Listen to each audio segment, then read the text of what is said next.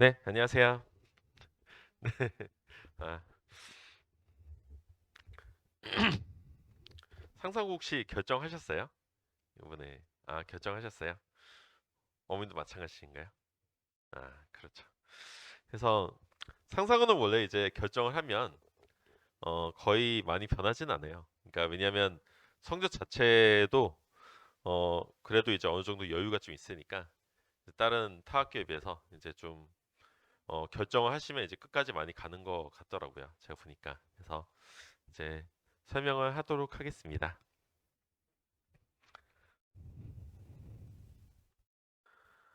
자, 우선 이제 간략하게 뭐 상상고 전체에 대한 얘기를 좀 해드릴게요. 그래서 이따가 이제 나오실 이제 연사 선생님도 상상고 지금 현재 내신을 수학을 가리키고 있는 선생님이고요. 저도 이제 상상고 이제 과탐 내신을 했었어요. 그러니까 한 아주 오래는 아니지만 한 3년 정도 이제 대비를 했었다고 이제 생각하시면 됩니다. 그래서 이제 전체적인 이제 분위기나 이런 설명을 잠깐 이제 드리고 이제 얘기하도록 하겠습니다. 그래서 상상호 같은 경우에는 어머님들도 어 이제 많이 들으셔서 아시겠지만 실제로 이제 입결이 어 어느 정도 좀 많이 저조해졌다가 현재 굉장히 많이 살아난 그런 형태예요. 그래서 어 이제 다른 이제 전국자사들 중에서 이제 상상고가 좀 요즘에 많이 이제 두각을 이제 나타내고 있는 그런 중입니다. 그러다 보니까 실제로 이제 뭐 상상고에서 이제 의치대에 해당되는 합격률이 상당히 이제 높을 정도로 이제 많이 이제 나타나고 있는 그런 형태죠. 그래서 그런 이제 수치를 보게 되면 뭐 200명이 가까이 될 정도로 이제 합격률이 이제 높은데 이것은 이제 뭐냐 여러 가지 누적 데이터 그러니까 다시 말하면 한 학교에 이제 여러 번 합격한 그런 학생들도 있고요. 그리고 이제 재수생이나 아니면 등등에 해당된 학생들이 합격한 거를 모두 이제 총합했을 때 상당히 의대에 대한 합격률이 굉장히 높은 편이에요. 그러니까 이게 이제 참 차이가 있는 게 뭐냐면 타 학교 같은 경우에 이제 하나고나 아니면 외대부거나 이런 학교들 같은 경우에는 의대만을 위해서 쓰는 애들이 생각보다 이제 아주 많지는 않은데 상상고는 의대만을 위해서 쓰는 애들이 되게 많아요. 그러니까 본인이 만약에 이제 의대를 떨어지고 수시에서도 이제 입결이 안 됐을 경우에도 졸업 이후에 아니면 이제 재수를 통해서 의대를 가기 위한 그런 이제 준비를 많이 한다는 거죠. 따라서 학교 자체가 이제 의대에 대한 그런 이제 방향성이나 아니면 의대에 대한 그런 열망 자체가 굉장히 크기 때문에 그 분위기 안에서 이제 공부한다는 것 자체가 상당히 긍정적인 거라 생각하시고요. 그리고 실제로 쿼리 자체도 이제 재작년부터 좀 많이 바뀌었어요. 그래서 과탐 같은 경우에는 2학년 교과 과목에서 이제 원 과목이 이제 6개월로 이제 끝나고 투 과목이 이제 6개월로 끝나는 이제 살인적인 이제 컬인데 실제로 저도 내신 대비하면서 학생들보다 제가 더 힘들었어요. 왜냐하면 그거 가르치기 너무 힘들거든요. 그래서 제가 힘들 정도면 애들은 진짜 힘들겠죠. 따라서 그렇게 이제 살인적인 커리를 만든 이유는 뭐냐면 수시에서 이점을 가져가기 위해서 그래요. 왜냐하면 다른 학교에 비해서 이제 컨텐츠 자체가 조금 좀 부족한 편이에요. 이제 솔직히 말씀드리자면 왜냐하면 외대고나 하나고 같은 경우는 전문 커리나 이런 것들이 좀 많이 있는데 상상고는 이제 고등 내신 커리를 좀 많이 따르다 보니까 실제로 이제 그거를 보완할 수 있는 그런 여지가 이제 2학년 때 그런 커리를 몰아서 이제 하는 형태로 해서 우리는 심화로 학습을 잘하고 있고 애들을 잘 키워나가고 있다라는 의미를 이제 많이 심어주기 위해서죠. 그래서 그 얘기를 제가 왜 드리냐면 상상고가 예전에는 수시에 대한 관심이 좀 아주 크지 않았다면 현재는 이제 좀 많이 커져 있는 상황이고 입결이 점점 많이 좋아지고 있기 때문에 상대적으로 다른 타 학교에 합격하는 그런 이제 확률보다는 상상고가 확률이 상당히 높은 편이기 때문에 가면 본인이 원하는 그런 진로를 잘 설정할 수 있지 않냐라는 의미에서 상상고의 이제 입시는 굉장히 긍정적이고 앞으로 굉장히 발전 방향이 크다라는 것을 좀 알고 계시면 좋을 것 같습니다. 그래서 어머님들이 선택하신 거가 막상 이제 학생들이 가면은 크게 후회는 안 하실 가능성이 높아요. 그래서 그런 얘기를 이제 좀 해드렸고요. 상상고 이제 자소서 문항 자체가 다른 학교랑 좀 달라요. 그러니까 다르기 때문에 이제 과탐이나 이제 과학이나 이제 수학에 대한 그런 창의 융합적인 그런 이제 컨텐츠 하나랑 이제 독서에 대한 그런 컨텐츠 그리고 인성에 대한 거 이렇게 들어가거든요. 따라서 다른 학교는 이거를 하나 다 몰아가지고 이제 천자 이제 안에서 아니 1500자 안에서 끝내는 형태로 많이 구성이 되어 있지만 상상고 같은 경우는 분할로 이렇게 구성이 되어 있기 때문에 학생들의 역량을 분할해서 이제 평가하겠다라는 의미가 좀 많이 강합니다. 그러다 보니까 이제 전체적인 그런 이제 균형을 가지는 그런 형태의 자소가 아니라 하나의 컨텐츠가 우수성을 띠고 있는 그런 형태의 자소서를 많이 구성하려고 하죠. 그러니까 따라서 자소서를 이제 임할 때는 본인의 우수성을 잘 드러낼 수 있는 형태로 이제 작성하는 게 좋아요. 그래서 그 얘기를 잠깐 이제 드렸습니다. 그래서 상성구 자소서에 대한 얘기는 다른 선생님이 하겠지만 저는 이제 과학이랑 수학에 대해 창의 융합적인 그런 컨텐츠를 맡고 있기 때문에 그 부위만 잠깐 설명을 좀 해드리도록 하겠습니다. 본인이 이제 계획을 세우고 성취감을 느낀 학업에 기울인 노력에 대한 것을 구체적으로 기술화라는 그런 이제 내용인데 실제로 이제 학생들 이제 제가 많이 접하고 대입에서도 이제 자유설치도 많이 하다 보니까 어떤 아이들을 이제 많이 만나게 되냐면 전국자사나 아니면 이제 영재고 과고 애들을 좀 많이 만나게 돼요. 이제 그런 학생들의 공통점이 뭐냐면 본인이 굉장히 대단한 프로젝트를 어, 정말 오랫동안 많이 준비하고 잘 준비해놨지만 설상 이제 자유서에는 뭐라고 많이 쓰냐면 그냥 음악을 열심히 들었어 뭐 이런 식으로만 써요. 그러다 보니까 뭐냐면 우수성이 좀 많이 떨어지죠. 그래서 저는 이제 자유서를 쓸 때는 어떤 게 되게 중요하다고 생각하는 입장이냐면 그 컨텐츠가 현재 많이 유행이고 아니 이슈화되고 아니면 굉장히 좀 고급스러운 컨텐츠를 고르는 게 중요한 게 아니라 본인이 했던 그 활동을 얼마나 멋있게 포장하느냐가 더 중요하다고 생각합니다. 이 멋있게 포장한다는 것 자체는 뭐냐면 굉장히 대단한 걸 했어라는 게 아니라 내가 얼마나 열심히 했어. 그리고 이 중간중간에 뭐를 활용해서 했어. 예를 들어서 내가 어떤 책을 읽고 이거를 증명하기 위해서 어떤 이제 실험을 통해서 하는데 이 실험 과정에서 내가 실제로 어떤 것이 굉장히 좀 힘들었기 때문에 얘를 극복하기 위해서 부단히 어떤 노력을 하고 그다음에 이 컨텐츠를 위해서 내가 창의적인 그런 뭔가 생각을 했어. 라는 것을 많이 드러내는 것 자체가 요즘의 자유의 트렌드라 생각하시면 돼요. 그러니까 예전처럼 뭐 굉장히 있어 보이는 용어들을 다 짜집기 해서 이렇게 쓰는 것 자체는 이제는 이제 한물 많이 갔고요. 현재는 이제 뭐를 많이 중요하게 생각하냐면 너가 정말 이거를 잘 이해하고 얼마나 열심히 하고 그리고 이거를 하기 위해서 어떤 노력을 많이 했는지 그리고 이게 얼마나 가치 있는 그런 프로젝트인지 라는 것을 얘기해야 되는데 과거의 영재고 학생들이 주로 못하는 것 중에 하나 뭐냐면 자기의 그런 활동이 얼마나 가치가 있는지를 잘 얘기를 못해요. 따라서 기존의 프로젝트랑 아니면 기존의 연구랑 아니면 기존의 학습 방향이랑 내가 어떤 차별성이 있고 얼마나 우수성이 있는지를 반드시 저는 이제 뭐냐면 자유서에 녹이려고 많이 노력합니다. 그래서 그런 거 생각하신다면 자유서에 대한 쓰는 방향을 조금 이해하실 거라 생각해요. 자, 그래서 뭐 컨텐츠에 대한 얘기를 잠깐 이제 설명을 드리자면 제가 이제 지난번 설명할 때도 얘기했기 때문에 오늘 그냥 간단하게 얘기하도록 하겠습니다. 그래서 뭐 수학에 대한 얘기를 한다. 그러면은 그냥 수학에 대해서 어떤 이제 뭐 증명을 했다라는 형태의 이제 자유서는 실제로 이제 영재고나 과거 쓰는 애들이 많이 해요. 그러니까 그렇게는 왜냐하면 그냥 순수하게 과학적인 그런 수학적인 능력을 보여주는 거거든요. 근데 전국자산은 아니면 상상호, 특히나 상상호 같은 경우는 창의 융합을 굉장히 좋아하거든요. 그러다 보니까 과학이랑 수학의 컨텐츠가 좀 융합되어 있는 게 좋습니다. 그래서 예를 들어서 뭐냐면 생명과학에서 바이러스의 이제 캡시드 구조라고 해서 외부 이제 단백질에 해당되는 것을 일종의 이제 뭐냐면 얘가 얼마나 충격을 받거나 아니면 충격력에 해당되는 것을 분산시킬 수 있는지를 뭐냐면 수학적으로 이제 우리가 풀어보자라는 의미에서 이거를 이제 뭐냐면 그 입체 다형에 해당되는 것을 이제 우리가 해석하는 형태로 분석을 해서 이제 보고서를 쓰는 거를 이제 자유서로 이렇게 화시켰습니다. 그래서 밑에 있는 그 작성 전략에 해당되는 글은요, 그냥 제가 작성한 거예요. 따라서 어느 특정 학생이 우수한 그런 이제 뭔가 작성한 그런 자료를 가져온 게 아니라 저는 이런 식으로 지도한다는 걸 그냥 보여드리려고 이제 제가 이렇게 써놨습니다. 따라서 학생이 이제 해당되는 이런 컨텐츠가 있으면 생명과학이랑 아니면 관련된 도서랑 아니면 관련된 수학에 해당되는 컨텐츠를 녹여가지고 얘가 얼마나 가치 있고 목적 있는지에 대한 것을 녹인다라고 이렇게 생각하시면 돼요. 밑에 있는 실험 같은 경우에는 굉장히 유명한 실험이에요. 이게 뭐냐면 중등교과를 배우게 되면 늘 배우는 그런 실험입니다. 따라서 영양소를 이제 분해하는 효소에 대한 그런 실험인데 이 실험에 대한 거를 어떻게 하면 다른 방향성으로 어떻게 해석할 수 있는지를 보여드리게 제가 넣어놨거든요. 따라서 구태여한 그런 실험이라고 하더라도 이것을 내가 가설 검정이라든지 아니면 생명과학 툴을 활용했다든지 등등 해서 이 학생이 얼마나 우수성 있는지를 보여주는 그런 형태입니다. 해서 제가 이거를 왜 이렇게 밑에 걸 보여드렸냐면 그냥 드립다 좋은 것만 쓰는 게 좋은 게 아니에요.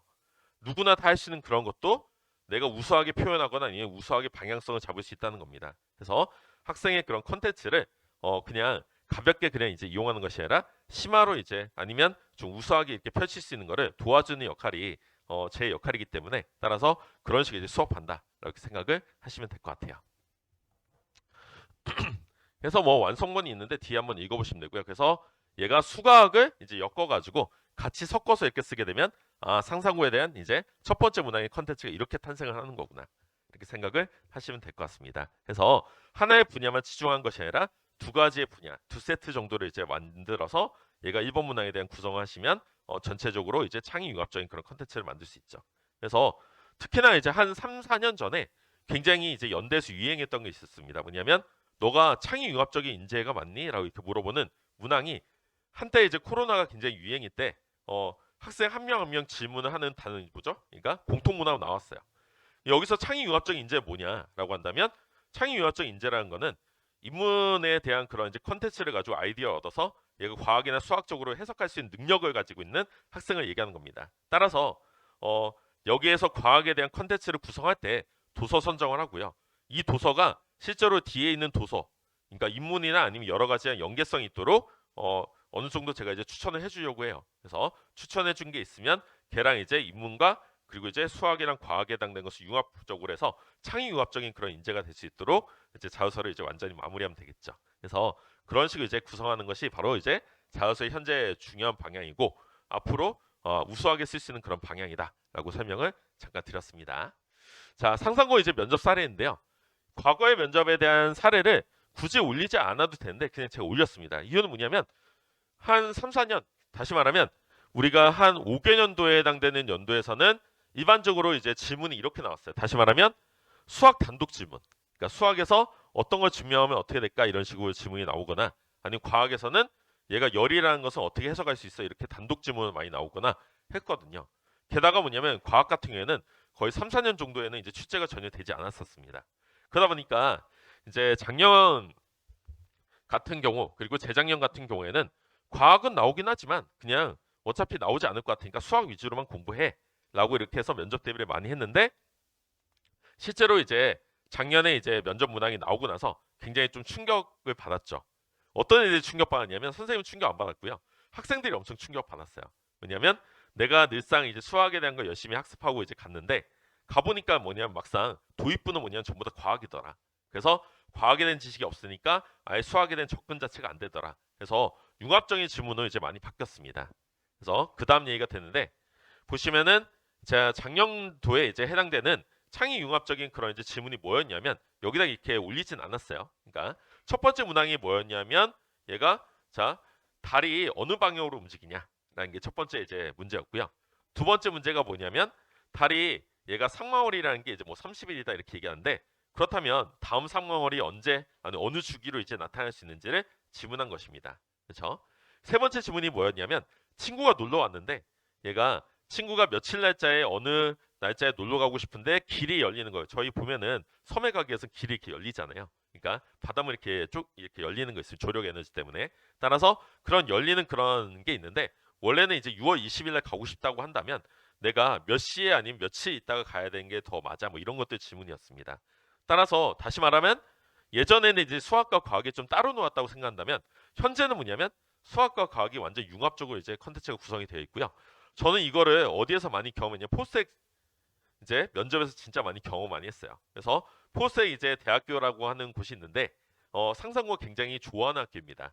애들이 나중에 입시 때 뭐라고 이제 물어보냐면 너 학교 어디 갈래? 그러면 성적이 나쁜 애도 포스텍, 성적이 좋은 애도 포스텍, 성적이 중간 애도 포스텍입니다. 왜냐하면 상상고를 이제 굉장히 많이 받아주다 보니까 포스텍이 약간 이제 상상고의 마지막 이제 뭐죠? 그러니까 보류 정도로 이렇게 해당되는 그런 학교로 많이 이제 생각을 하고 있어요. 그러다 보니까 포스텍 면접에 대한 좀 많이 관심이 있는데 실제로 가면은 포스텍 면접 자체가 정말 수학과 과학을 융합한 이상한 문항이에요. 근데 그것은 뭐냐면 이제 상상과 좀 닮아가고 있습니다. 따라서 그 문항에 대한 대비가 굉장히 까다로운데 상상고도 그 문항에 대한 대비 위주로 이제 흘러가고 있다라고 이렇게 생각을 하시면 될 것 같아요.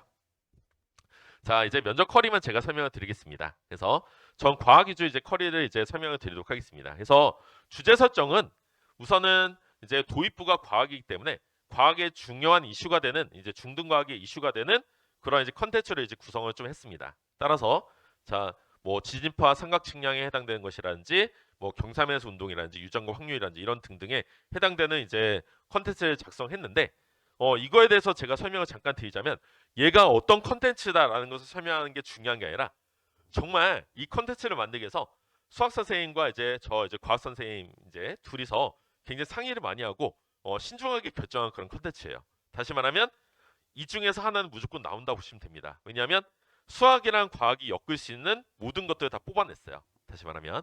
그래서 작년에 이제 뭐가 나왔냐? 작년에는 어 요거 보시면은 작년에는 여기에 있는 어디죠? 제가 못 찾고 있는데 8번이 나왔어요. 다시 말하면 작년에는 이제 8번 문항이 나왔고요. 나머지 문항이 나올 차례입니다. 그래서 앞으로 우리가 이제 구성이 되고 수학이랑 과학이 엮어서 나오게 된다면 이 문항으로 구성될 확률이 굉장히 높고요. 그래서 저는 이제 수업할 때 어떻게 들어가냐면 과학에 대한 일반적인 상식들을 이제 얘기하는 형태가 아니라 얘가 어떤 컨텐츠가 수학으로 활용될 수 있는지 도입부에 대한 설명을 자세하게 할 건데 제가 이거를 또 왜 말씀을 드리냐면 제가 실제로 작년에 경험했던 거예요. 뭐냐 학생들한테 과학을 물어봤더니 과학에 대한 거가 1도 모르더라. 고등과학은 좀 알지 모르겠지만 중등과학에 대한 기억은 이미 시험이 끝난 이후부터 다 삭제가 되어 있습니다. 그래서 실제로 제가 학생한테 무슨 얘기도 했냐면 이게 중퇴가 아니냐 이렇게 얘기를 많이 했었어요. 왜냐하면 과학에 대한 지식이 전혀 없기 때문이죠. 따라서 이 학생들이 그 지식이 많이 있을 것 같지만 실제로 거의 없기 때문에 이런 것도 일깨워줘야 돼요. 따라서 과학에 대한 이제 시험에 나올 수 있는 컨텐츠를 다 일깨워주면서 얘가 어떻게 활용될 수 있다. 그러면 활용될 수 있는 것을 얘기한 다음에 그 다음 수학 선생님이 거기에 대한 것을 수학적으로 어떻게 창의적으로 풀 수 있는지에 대한 요령을 이제 하는 형태로 구성을 완전히 시켰습니다. 그래서 아예 이렇게 커리를 만들었고요. 후에 모의고사는 여러분들이 어머님들이 저희의 수업을 들으시면 좋겠지만 만약에 안 듣는다 하더라도 저희 모의고사는 진짜 양질로 잘 만들고 노력을 지금 이제 많이 하고 있습니다. 따라서 수학과 과학선이 완전히 이제 서로 접목해가지고 모의고사는 진짜 정말 적중할 수 있는 모의고사를 만들도록 노력을 많이 할 테니까 어머님들이 관심 가지고 이제 보시면 더 좋을 것 같아요. 그래서 전반적인 이제 쿼리에 대한 설명을 이제 해드렸고요. 나머지 이제 수학에 대한 이제 관련된 내용이나 아니면 수학에 대한 거를 이제 지금 현재 내신을 가리키고 있는 선생님이 나오셔가지고 자세하게 설명을 드릴 거라고 생각합니다. 그래서 설명을 이제 잘 들으시고 이제 많은 거 얻어가셨으면 좋겠습니다. 저는 여기까지 마치도록 하겠습니다. 감사합니다.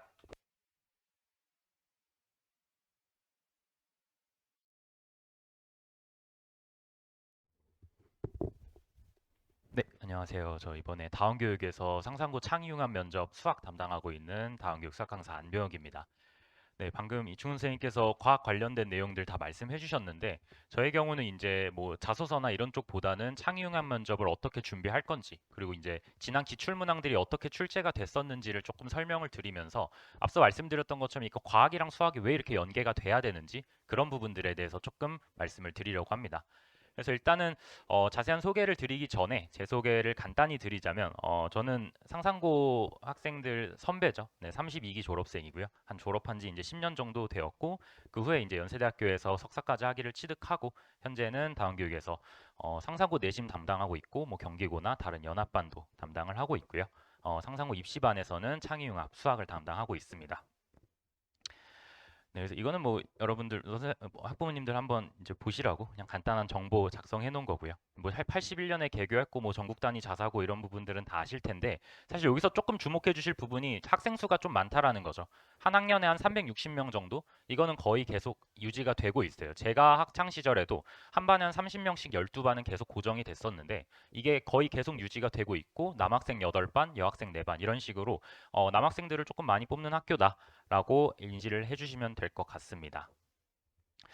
그래서 뭐 전형 과정 같은 경우는 또 뒤에서 자세히 말씀을 해주실 거기 때문에 일단 간단히 첨부만 해놨었고요. 그래서 뭐 제가 조금 자세히 말씀드릴 부분은 이 면접이기 때문에 면접에 대해서 조금 소개를 드리자면 창의융합 면접 같은 경우는 이제 학생들을 이렇게 모아놓고 면접실에서 문제들을 나눠주게 됩니다. 학생들한테 한 번씩 풀어보라고. 그러면 20분 정도를 학생들이 문제를 풀게 될 거고요. 그 풀었던 내용을 바탕으로 해서 면접실에 들어가서 인당 한 10분 정도 면접을 진행을 하게 됩니다. 그래서 이때 이제 대체로 상상고 면접의 특성이 뭐 학생들이 문제를 20분 동안 풀게 되는데 만약에 틀린 답을 도출해냈다 그러면 다시 한번 풀게끔 계속 얘기를 해요. 그게 맞나요? 그게 왜 맞나요? 이런 식으로. 근데 이제 학생들 입장에서는 조금 약간 공격적이다 이렇게 느낄 수도 있는 거죠. 난 이렇게 생각을 했는데 이제 선생님 입장에서는 틀렸으니까 다시 한번 고민해봐 라는 거지만 그 긴장된 상황에서 사실 조금 어, 이걸 왜 이렇게 나한테 압박을 하는 거지? 이런 식으로 느껴질 수 있는 면접이기 때문에 학생들이 그런 환경에 조금 익숙해지는 것도 중요합니다. 물론 정확하게 푸는 게 가장 중요하겠지만요. 네. 그래서 그런 식으로 면접이 끝나게 되고 뭐 인성 독서 면접까지 쭉 이어지게 되는데요. 저는 이제 지난번 작년 한 3년 동안 어떤 기출 문제가 조금 출제가 됐었는지, 그리고 어떤 식으로 문제들이 좀 변형이 돼 왔는지 한번 좀 설명을 드리도록 하겠습니다. 네, 자료에는 조금 더 잘 보이시게 제가 정리를 해놨는데, 21학년도 문제 같은 경우는 이제 달력에 대한 문제가 남학생들에게 나왔어요. 뭐 율리우스력과 그레고리우스력 이런 걸 두 가지를 좀 비교를 해서 저희가 흔히 알고 있는 윤년에 대한 거 계산하는 문제들이 조금 나왔었고요. 여학생들 같은 경우는 피타고라스 음계라고 해서 저희가 뭐 보통 그 화성학 이런 부분들의 기초가 되는 그런 내용들이 좀 출제가 됐었습니다. 그래서 뭐 문제의 풀이 자체가 중요한 건 아니고요. 문제가 어떤 식으로 나왔었던 거냐. 결국 모든 두 지문 모두 학생들이 생소하게 받아들일 수밖에 없는 거예요. 학생들이 예를 들어 고등학생이었다. 라고 하면 그냥 모의고사에서 비문학 지문으로 툭 던져질 수 있는, 그러니까 학생들이 뭐 교육과정에서 이런 주제들을 배웠다라기보다는 이 주제에 녹아 들어가 있는 어떤 수학적인 개념, 과학적인 개념을 학교에서 학습을 하고요. 문제 출제 자체가 그럼 중등이 개념을 녹였을 때 어떤 문제, 어떤 주제에 적용시킬 수 있는지 그거를 조금 디테일하게 풀어서 학생들에게 딱 제시를 해줍니다. 그럼 학생들은 그걸 읽고 이거 내가 배웠던 개념 중에 어떤 거 써먹어야 되는 문제구나 라는 걸 그 20분 안에 캐치를 해야 된다라는 거죠. 그래서 20분 안에 캐치를 하고 캐치뿐만 아니라 답까지 구해내야 되기 때문에 학생들이 딱 봤을 때 이거 무슨 개념? 수학에선 무슨 개념? 과학에선 무슨 개념? 이게 바로 딱 인지가 돼야 됩니다. 그래서 중등 개념에 대한 건 학생들이 확실하게 잡아놔야 되고요. 그 부분에 대해서는 조금 이따 뒤에서 다시 한번 말씀드리겠습니다.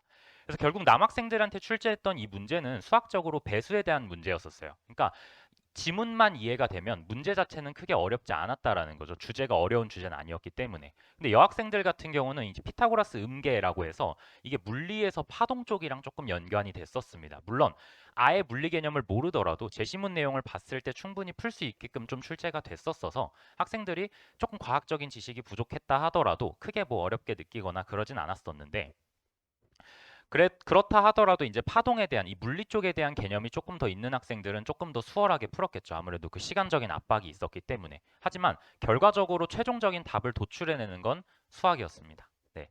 수학 둘 군 다 결국 남학생, 여학생 모두 수학적인 걸 가지고 최종적인 답안을 만들어내야 되는 거죠.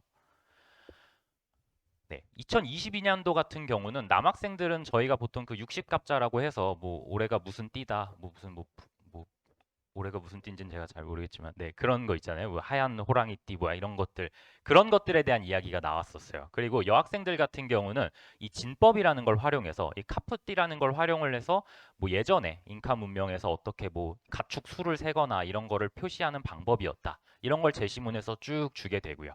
문제를 풀어냈어야 되는 거였는데 학생들이 육식갑자라는 거를 사실 정확하게 알고 있지는 않잖아요. 뭐 자축인묘, 신사오미 뭐 이런 것들에 대해서 학생들이 디테일하게 알고 있지는 않고 카푸띠라는 거에 대해서도 학교 일반적인 교육 과정에 배우지 않기 때문에 결국 또 생소한 주제를 내가 알고 있는 개념과 연결시키는 게 중요한 시험이다라는 게 다시 한번 증명이 됐었고요. 이때 2022학년도 같은 경우는 두 문제 모두 수학에 대한 문제가 나왔습니다. 그러니까 과학적인 지식은 거의 출제가 되지 않았었죠. 그러다 보니까 학생들도 마찬가지고 준비해 주시는 선생님들 마찬가지고 수학이 더 중요하다. 수학의 비중을 많이 둬라. 과학 뭐 나올 수야 있겠지만 과학이 뭐 그렇게까지 비중이 차지하지 않을 거다라는 어떤 분위기가 팽배했었는데, 작년 남학생 문제에서 이제 이 부분에 좀 문제가 생겼습니다. 아까 곽 선생님께서도 말씀을 해주셨지만 이 지구과학적인 지식이 없었으면 사실 접근 자체가 어려웠던 문제가 작년에 출제가 됐어요. 아까 말씀해 주셨던 것처럼 뭐 상망월, 뭐 그 만조랑 간조 이런 걸 해서 바닷길이 언제 열리고 이런 것들을 물어보는 문제가 나왔기 때문에 이게 수학적으로는 뭔가 풀어낼 수 있겠는데 과학적인 지식이 없으니까 사기 뭔지 망이 뭔지 달의 주기가 어떻게 되는지 이런 부분들을 모르게 되면 풀어내기조차가 힘들었던 거죠, 남학생들이. 그래서 남학생들이 이런 시험 문제를 딱 받고 나서 당황했던 친구들이 꽤나 많았어요. 그래서 과학적으로 어느 정도 좀 접근을 할 수 있었던 친구들은 수월하게 풀어냈던 반면 수학적인 부분만 강조해서 공부했던 친구들이 조금 힘들어했다라고 생각해 주시면 될 것 같고요. 여학생들 같은 경우는 반대로 과학적인 지식은 필요 없는 문제가 나왔습니다. 그러니까 약간 암호 해석 같은 문제가 나왔어요. 그래서 어떤 뭐 A, B, C, D, E부터 이렇게 하는 알파벳을 숫자에다 연동을 시켜서 이 함수 계산을 통해서 내가 최종적으로 얻어낸 숫자가 결국 무슨 알파벳이랑 연관이 되냐라는 건데요. 이건 뭐 풀이법이 상당히 다양하게 존재하지만 저 같은 경우는 이제 함수의 그래프 형태로 주기성이나 뭐 평행이동 이런 것들을 활용해서 충분히 학생들이 풀어낼 수 있었다. 그래서 작년 시험 같은 경우는 여학생들보다는 남학생들이 조금 힘들어했던 시험이었었고요. 그렇게 되다 보니 여학생들은 인성 면접에서 조금 더 관점이 이게 갈렸다라고 생각해 주시면 될 것 같습니다. 결국 이 창의융합 면접이라는 건 학생들이 쉽게 접해 볼 수 없는 유형이에요. 우리 학생들은 시험을 잘 보는 거에는 익숙하죠. 수학 문제를 풀어내고 어떤 답을 도출해내는 거에 대해서는 상당히 익숙한데 이렇게 긴 제시문이 주어져 있을 때 이 제시문을 해석해서 이걸 내가 알고 있는 개념과 연결시키는 거에 대한 훈련은 그렇게까지 많이 해보지는 않는 편이에요. 이게 뭐 올림피아드라고 하더라도 올림피아드에서도 이렇게 디테일하게 막 주제가 나오거나 그러진 않다 보니까 학생들이 이런 유형을 많이 접해보지 못하는데 여기서 결국에는 수학적인 개념, 과학적인 개념이 중요합니다. 왜냐하면 제시문을 읽으면 아 이게 뭔지 60갑자가 뭔지 카푸띠가 뭔지 이런 것들은 다 알 수 있어요. 그러면 이거를 내가 알고 있는 어떤 중등 개념이랑 연결시킬 수 있느냐 그게 이 면접에서의 포인트라고 생각해 주시면 될 것 같아요. 그래서 이 두 가지가 어떻게 보면 학생들이 면접을 준비할 때 1차적으로 좀 해야 되는 부분이다라는 거고요. 수학강 융합 문제는 언제든 출제 가능하다는 게 이제 작년 시험에서 또 한 번 나오게 됐습니다. 그래서 사실 학생들이 과학 따로, 수학 따로 공부를 하게 되면 내가 배운 과학 내용이 어떻게 수학적으로 적용이 될 건지, 내가 이 과학 문제가 나왔는데 이거 무슨 수학 개념을 써서 풀어야 되는지 이런 게 좀 연결이 안 돼요. 왜냐하면 학생들은 그냥 과학은 과학, 수학은 수학 이렇게 공부를 하기 때문에 그런데요. 이름에서부터 느껴지다시피 이게 창의 융합 면접입니다. 이게 수학이랑 과학이 어느 정도 창의적으로 이렇게 융합을 이뤄야 문제를 풀어낼 수 있게끔 출제가 되기 때문에 특히 과학이 연계가 돼서 출제되는 경우엔 그래서 저희가 이번에 과학쌤이랑 같이 어떻게 하면 학생들이 이 과학이랑 수학을 좀 연결시킬 수 있을까? 이게 과학 주제지만 이 과학 주제가 어떤 수학이랑 연결될 수 있을까? 이런 부분들에 대해서 커리큘럼을 상당히 좀 많이 고민을 했습니다. 그래서 이게 상상고 학생들은 물론 제가 지원을 했을 때도 그랬고요. 제가 지원을 했을 때는 조금 더 심했어요. 약간 어떤 분위기였었냐? 약 10몇 년 전이겠죠? 그 당시엔 이제 어떤 분위기였었냐? 수학이랑 과학을 둘 다 잘해? 너 그럼 과거 영재고 써. 수학만 잘해? 상산고 써. 약간 이런 분위기였어요. 왜냐하면 면접이 과학이란 내용이 거의 안 나왔었어요. 근데 이 창의융합이 바뀌고 난 이후부터는 상산고를 지원한다 하더라도 과학적인 지식이 상당히 중요한데 이게 암묵적으로 예전에 그런 분위기가 남아 있어요. 그렇다 보니까 수학을 잘하는 친구들이 상산고에 쓰는 경우들이 상당히 많은데 그에 반면에 과학이 조금 부족한 경우들이 많습니다. 그래서 만약에 이게 동시에 나왔다? 그러면 내가 수학은 조금 약한데 과학이 그래도 좀 괜찮아 라고 하는 친구들이 그 과학 융합 면접을 잘 풀어내고요. 난 수학은 진짜 잘하는데 과학을 잘 몰라? 근데 그럼 내 실력을 보여주지도 못하고 끝나는 거죠. 특히 아까 지구과학 같은 문제는. 그래서 이 수학이랑 과학의 연결성을 만들어 주고요. 과학이 어떤 식으로 문제에 나올 수 있는지 이런 부분들을 좀 학습을 하는 게 중요합니다. 그래서 저희 수업은 이제 어떤 방향성을 갖고 진행이 되냐? 자주 일단 출제되는 수학적인 개념들을 뽑아냈고요. 그리고 자주 출제되는 과학적인 개념들을 뽑아내서 그럼 얘네 둘이 어떻게 매칭되는지 이런 것들에 대해서 저희가 신경을 좀 썼습니다. 그래서 일단 수학에 대한 개념 그리고 과학에 대한 개념을 배우게 됐을 때 항상 이렇게 계속해서 연결성을 갖게 만들어 줄 거예요. 왜냐하면 선생님들이 저랑 이제 과학 쌤이 같이 어떤 커리를 진행하는지 어떤 수업을 진행하는지 알고 있기 때문에 그날 이제 수업을 할 때 수학 수업을 하면서 이 내용이 과학에 이렇게 발전이 돼서 나올 거고 너희가 이걸 배울 거야. 그리고 어떤 문제들이 나올 거니까 여기선 이런 개념들을 잘 배워놔야 된다라는 걸 학생들한테 계속 얘기하는 거죠. 그리고 과학 선생님께서도 수학에서 이렇게 배웠었지? 이게 이렇게 과학에 적용되는 거고 실제로 이런 과학 지문이 나왔을 때 이런 개념 바로 적용하면 돼. 이런 식으로 계속 이제 복습이랑 예습이랑 계속 병행이 되는 거죠.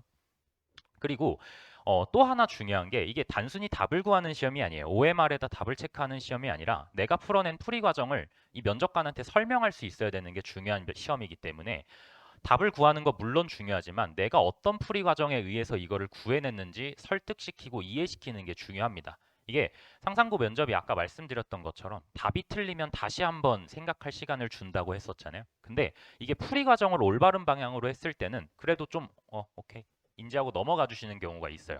그렇기 때문에 상대방에게 내 풀이 과정을 확실하게 이해시키고 이런 포인트를 잡아서 했구나. 그 포인트는 맞았네. 라는 걸 인식시켜 주는 게 중요합니다. 그래서 앞서 말씀드렸던 것처럼 이제 모의고사 문항들을 저희가 제작을 해서 학생들도 풀어보게 될 텐데 그때도 풀이 포인트, 어떤 포인트가 무조건 들어가야 된다. 이건 약간 대입 논술이랑도 좀 연관이 되는데요. 대입 논술에서도 이 포인트가 무조건 들어가야 돼. 이제 학생들 좀 쉽게 말씀드리면 내신이죠. 내신에서 서술형 문제를 풀 때 이 풀이는 무조건 들어가야 돼. 이 식은 무조건 들어가야 돼. 그런 키포인트 풀이들을 저희가 찝어줄 거예요. 그럼 학생들은 이런 유형이 나왔을 때, 이 개념이 나왔을 때는 이쪽 풀이는 반드시 들어가야 되는구나. 그런 거를 이제 학생들이 좀 공부를 하는 거죠. 그래서 약간 어쨌든 수학 학생들이 잘 하고요. 과학도 공부하면 금방 잘 따라오기 때문에 그런 어떤 개념적인 지식을 높여주는 것도 당연히 중요하지만 이 면접을 잘 풀어갈 수 있게끔 학생들이 어떠한 방향성으로 이렇게 이야기를 끌어나가야 되는지 그런 부분들을 좀 많이 설명해 주려고 하고 있습니다. 그래서 뭐 커리큘럼 자체는 아까 이제 이충훈 선생님께서 말씀을 해주셨고 자료에도 나와 있고요. 그래서 뭐 과학적인 내용과 수학적인 내용이 어떻게 연관이 되는지 앞서 뭐 올해 이제 8번 나와서 행성의 궤도가 나왔는데요. 달의 자전, 공전, 뭐 지구 이런 게 나왔었는데 이 부분은 사실 이제 수학에서는 원해방 정식이나 이제 조금 심화된 개념으로 갔을 때는 이제 기하에서 나오는 타운방 정식이랑도 좀 관계가 있어요. 그래서 저희 같은 경우는 당연히 중등 개념을 기반으로 먼저 설명을 다 하게 될 거고요. 그 후에는 이제 그거랑 연관된 고등과정 개념을 조금 설명을 해줄 겁니다. 물론 몰라도 괜찮지만 알면 더 좋은 거죠. 왜냐하면 학생들이 보는 제시문들은 다 모르는 내용이에요. 카프띠, 뭐 달의 자전, 달의 공전, 뭐 그리고 뭐 육식갑자 이런 내용들은 다 어차피 학생들이 처음 보는 지문들일 거기 때문에 그거를 풀어내기 위해서 조금 더 심화적인 개념을 알고 있으면 학생들이 접근 자체가 쉬워지는 거죠. 배경 지식 양을 늘려준다라고 생각해 주시면 되고요. 그 개념을 적용했을 때 풀 수 있는 문제들을 조금 다뤄보게 될 겁니다. 그러니까 개념 자체를 학습을 좀 하는 단계고요. 세 번째로는 제시문형 문제풀이를 풀어보면서 그리고 창의 유형의 면접 문제들을 좀 풀어보면서 학생들이 그때 배웠던 내용들 이런 것들을 조금 더 정리해 볼 수 있는 수업이 진행된다라고 생각해 주시면 될 것 같습니다.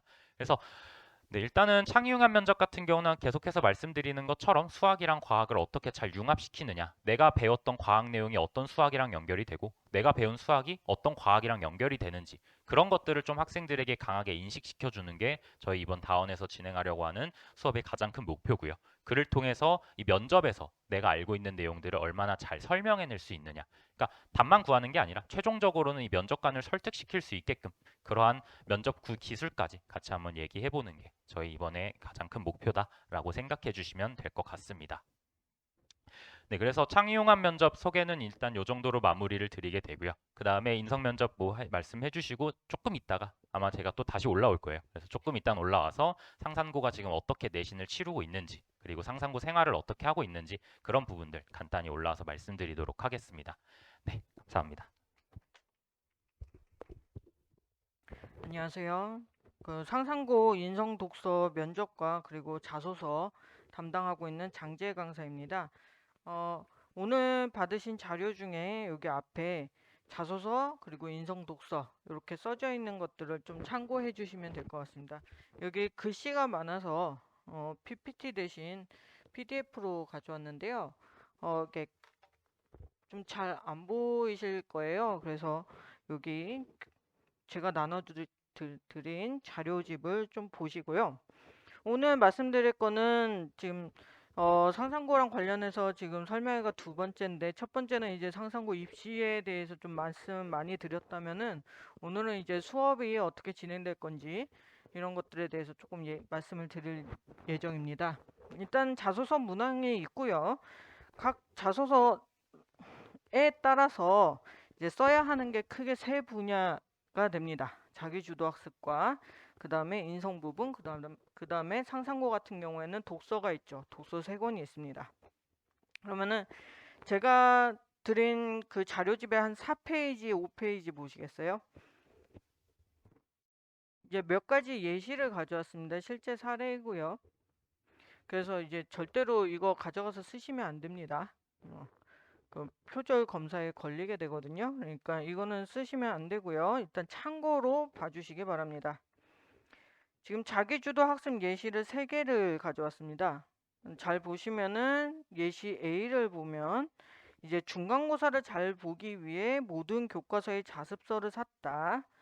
그리고 어떻게 시간 관리를 하면서 공부를 했는지, 예, 그렇게 공부를 했더니 좀 공부에 흥미가 생겼다. 이런 것들이 이제 주가 되고 있고요. 그 다음에 B를 보시면은 열심히 수학 문제를 풀었다. 이게 이제 주된 내용입니다. 근데 C를 보시면은 C가 굉장히 특징적이라는 걸 알 수가 있을 거예요. 중3 때 배운 통계 분석을 적용해서 지금 통계청 국가 통계 포털에서 전국 도서관 통계와 국민 도서 실태 조사 시도별 자료를 다운로드 받아서 도서관 책 수와 이용객 수의 상관관계를 계산해 보았다. 라고 하면서 학생의 탐구 활동이 드러나고 있습니다. 지금 앞에 보신 A와 B 같은 것이 이제 학생들한테 지금 고입에서 자소서에서 써라라고 하면은 주로 자주 쓰는 내용이고 현재까지도 굉장히 많이 나타나고 있는 자소서 내용입니다. 그런데 일종의 터치를 받지 못한 자소서죠. 그런데 이제 자소서는 특히 상상고 같은 경우에서는 서류에서 제출하는 것 중에 가장 변별력이 높은 서류예요. 성적이 다 높아요. 성적에서는 크게 차이가 안 납니다. 차이가 나는 건 자소서예요. 그렇기 때문에 자소서에서 양질의 자소서를 쓸 수 있어야 아무래도 서류에서도 좋은 인상을 받기가 좋고 그 다음에 면접 최종 통과까지 가기에 아무래도 수월하다. 왜냐하면은요 자소서는 면접의 개별 문항 질문의 토대가 됩니다. 그런데 수학 문제 많이 풀었어요 라고 쓰여져 있는 자소서에 대해서 양질의 질문이 들어올까요? 수학을 하루에 몇 개 풀었니? 이런 질문을 해서 학생이 답변하는 것과 지금 그러니까 통계청의 포털에서 자료를 다운받을 때 학생이 유의했던 점이 있냐? 그 통계와 통계 사이를 비교할 때 상관관계를 알려고 할 때 어떤 점에 유의를 했는가? 이런 질문이 나와 줬을 때 또 학생이 답하는 것. 이 사이에서는 질적 차이가 확실하게 납니다. 그래서 자소서를 쓸 때부터 이 개별 문항에 대한 질문, 면접을 어느 정도 고려해서 양질의 자소서를 만들어줘야 합니다. 그 다음에 인성 부분을 볼게요. 5페이지에. 여기도 예를 두 개를 가져왔습니다. 예를 보시면은 예시 A를 보면 여기는 제가 한번 쭉 볼게요. 단체 생활에 적응하지 못하는 친구들과 갈등이 생기면 항상 대화를 먼저 시도했다. 생각의 차이가 클수록 지속적인 대화를 통해 그 차이를 줄일 수 있었고 조금씩 전체를 배려하기 위해 노력하는 모습을 보였다. 오케스트라는 다양한 소리가 모여 하나의 음악을 만드는 활동이고 축구 역시 개인 플레이보다 팀워크가 중요한 스포츠다. 항상 전체를 배려해야 하고 이것이 모여 보다 나은 전체를 만들 수 있다는 것을 느꼈다. 학생이 어떤 역할을 했고 어떤 활동을 했고 뭘 했는지를 모르겠어요. 좋은 말은 써놨는데 그래서 학생이 뭘 했다는 거지 대화했다는 거 외에 그러니까 알 수 있는 정보가 없습니다. 그런데 이제 B를 보겠습니다. 보이는 라디오의 진행자로서 친구들의 고민 상담을 했다. 이웃집 식물 상담소를 읽고 상담에는 공감이 필수적이라는 것을 알게 됐다. 공감은 상대방의 입장에서 사고해보는 것을 바탕으로 한다는 점을 알게 돼 친구들의 고민을 들었을 때 해결 방안 제시가 아닌 고민의 이유에 동의해주는 방식으로 상담하였다. 그러자 친구들은 이해를 받았다는 것에 큰 안도감을 표현했고 그것만으로도 안정이 된다고 말했다. 이를 통해 공감이 곧 배려가 되기에 공감에 적극적일 것을 다짐했다. 자, 하나의 활동을 했어요. 보이는 라디오에서 상담을 하는 활동을 했다. 또 상담을 잘하기 위해서 상담과 관련된 책을 읽었다. 그리고 느낀 점도 굉장히 구체적으로 나옵니다. 자기가 읽은 책과 자기가 한 활동과 관련하여 구체적인 느낀 점이 나오죠. 그래서 이런 식의 자소서가 나와줘야 학생이 어떤 활동을 했고 뭔가에 대한 열의를 보였다라는 거를 알 수가 있죠. 독서도 보겠습니다. 독서는 예시 둘 다 그닥 나쁜 거는 아니에요. 그래도 비교를 위해서 똑같은 그 패스트라는 소설을 읽은 두 예시를 가져왔습니다. 첫 번째 예시 A를 보면은 지금 그 약간의 줄거리를 얘기를 하고 있어요. 묘사한 소설이다 소개를 하고 그 소설 속의 인물들에 대한 이야기를 하고 있습니다. 그 다음에 맨 마지막에 느낀 점을 이야기를 하게 되는데 이런 인물이 필요해. 그리고 나도 이런 사람이 될 거야. 그래서 협력의 중요성도 알았어. 이렇게 썼습니다. 이것도 크게 나쁜 독서는 아니에요. 이제 중학교 3학년 학생 수준에서 쓸만한 독서 부분입니다. 그런데 B를 보세요. B를 보시면은 이게 둘 다 상상고인데요. 둘 다 상상고를 썼던 학생 건데요. B를 보면은 B는 지금 한 인물에 집중해서 쓰고 있습니다. 소설 속에 나와 있는 한 인물에 집중해서 그 인물의 어떤 변화 지점 같은 것들을 캐치해서 이야기를 하고 있어요. 그러니까 학생들은 소설을 읽으면은 큰 줄거리보다는 보통은 어떤 부분에 강한 인상을 받습니다. 그러니까 이게 진짜 읽은 학생다운 글이 나오는 거예요. 앞에는 어디선가 요약이나 줄거리를 보고서 쓴 느낌이 되게 강하게 들어요, 사실은. 딱 비교해서 본다면. 그런데 지금 B 같은 경우는 학생이 읽었구나. 어디서 인상을 크게 받았구나. 거기서부터 어떤 삶의 지혜를 얻었구나. 라는 거를 이제 알 수가 있죠. 이러한 예시를 보여드린 이유는 저희 자소서 수업이 말하자면은 질적으로 높은 그 가장 마지막에 나온 예시들, 이런 자소서를 만들어내는 수업을 하고 있다라는 거를 이제 말씀을 드리려고 합니다. 이제 총 5회 수업을 하는데요. 첫 번째 수업에서는 일단 제가 수업에 들어가서 전체적인 어떤 플롯을 짭니다. 어떤 활동과 연계해서 무엇을 쓰면 좋겠니? 그 다음에 첫 시간에 독서에 들어갈 책을 선정을 해야 돼요. 처음에 선정을 해야지 학생이 이걸 계속 미루고 있다 보면은 마지막까지 미루는 게 독서입니다, 학생들이. 그래서 첫 시간에 딱 결정을 어느 정도 해서 그거를 미리부터 좀 읽어놔야 합니다. 독서 안 읽고 읽은 척하면 안 되나요? 문제는 면접이 있어요. 면접이 있기 때문에 학생이 계속 안 읽고 버틴다. 어떻게 해결을 한다. 이게 꼼수가 잘 안 통해요. 상상고는 읽어줘야 합니다. 부분적으로라도 읽어줘야 합니다. 책 한 권을 통째로 다 읽는 거 부담스러워요. 부분만 읽어도 됩니다. 왜냐하면 학생은 항상 여기 이 부분 읽다가 다른 책으로 넘어가기도 하거든요. 백과사전식으로 읽기도 해요. 여기 읽다가 여기서 무슨 얘기가 나왔는데 갑자기 이거에 대한 관심사로 넘어져서 다른 책의 다른 부분을 읽고, 이런 것도 굉장히 우수한 학업 역량 중에 하나입니다. 왜 너는 처음부터 끝까지 정독을 안 하니? 이거는 이제 공자활, 맹자활 할 때 얘기고요. 지금은 그냥 어떤 책을 읽다가 어디서 흥미를 얻었으면 그걸로 넘어가는 것도 괜찮습니다.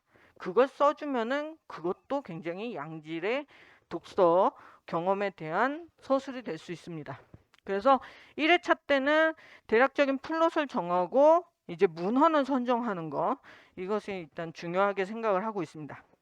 그 다음에 아무래도 상상고는 그 이과 학생들이 많기 때문에 자기주도 학습에서 과학, 수학이 들어가는 경우가 많아서 2회차, 3회차 때는 이제 과학을 맡으신 선생님께서 이제 지도를 하실 겁니다. 그 다음에 이제 4회차와 5회차에서 독서와 인성 영역을 작성을 하고요. 그럼으로써 어느 정도 초고를 완성하게 됩니다. 수업은 어떻게 진행을 하냐면요.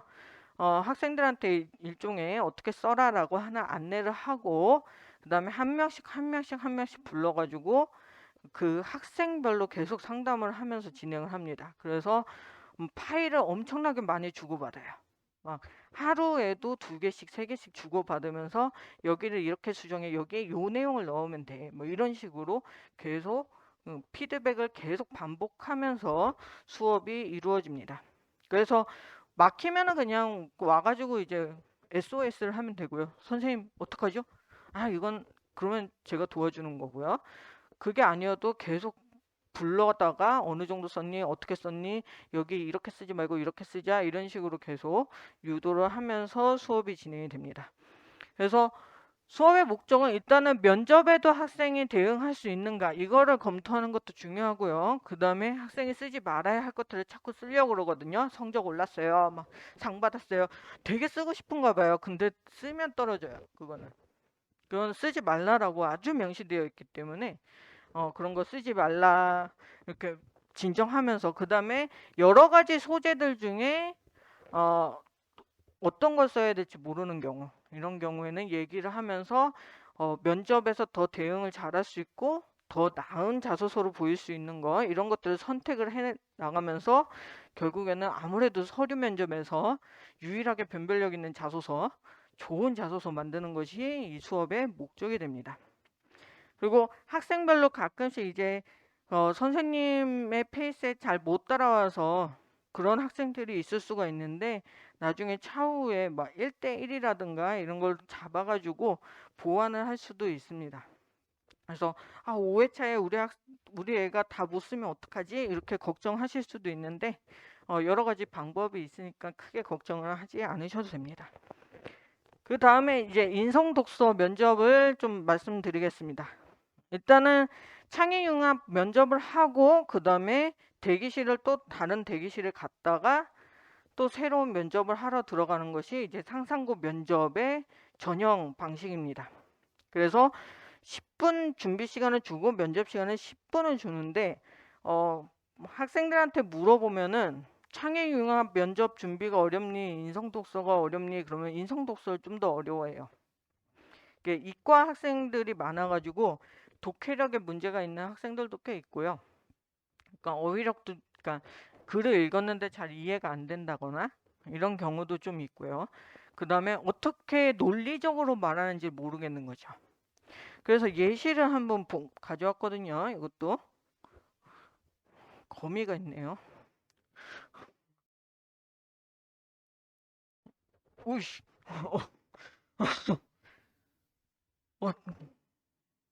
답변만 볼게요. 답변만. 일단 문제는 지금 여기서 다 보시긴 좀 힘들고요.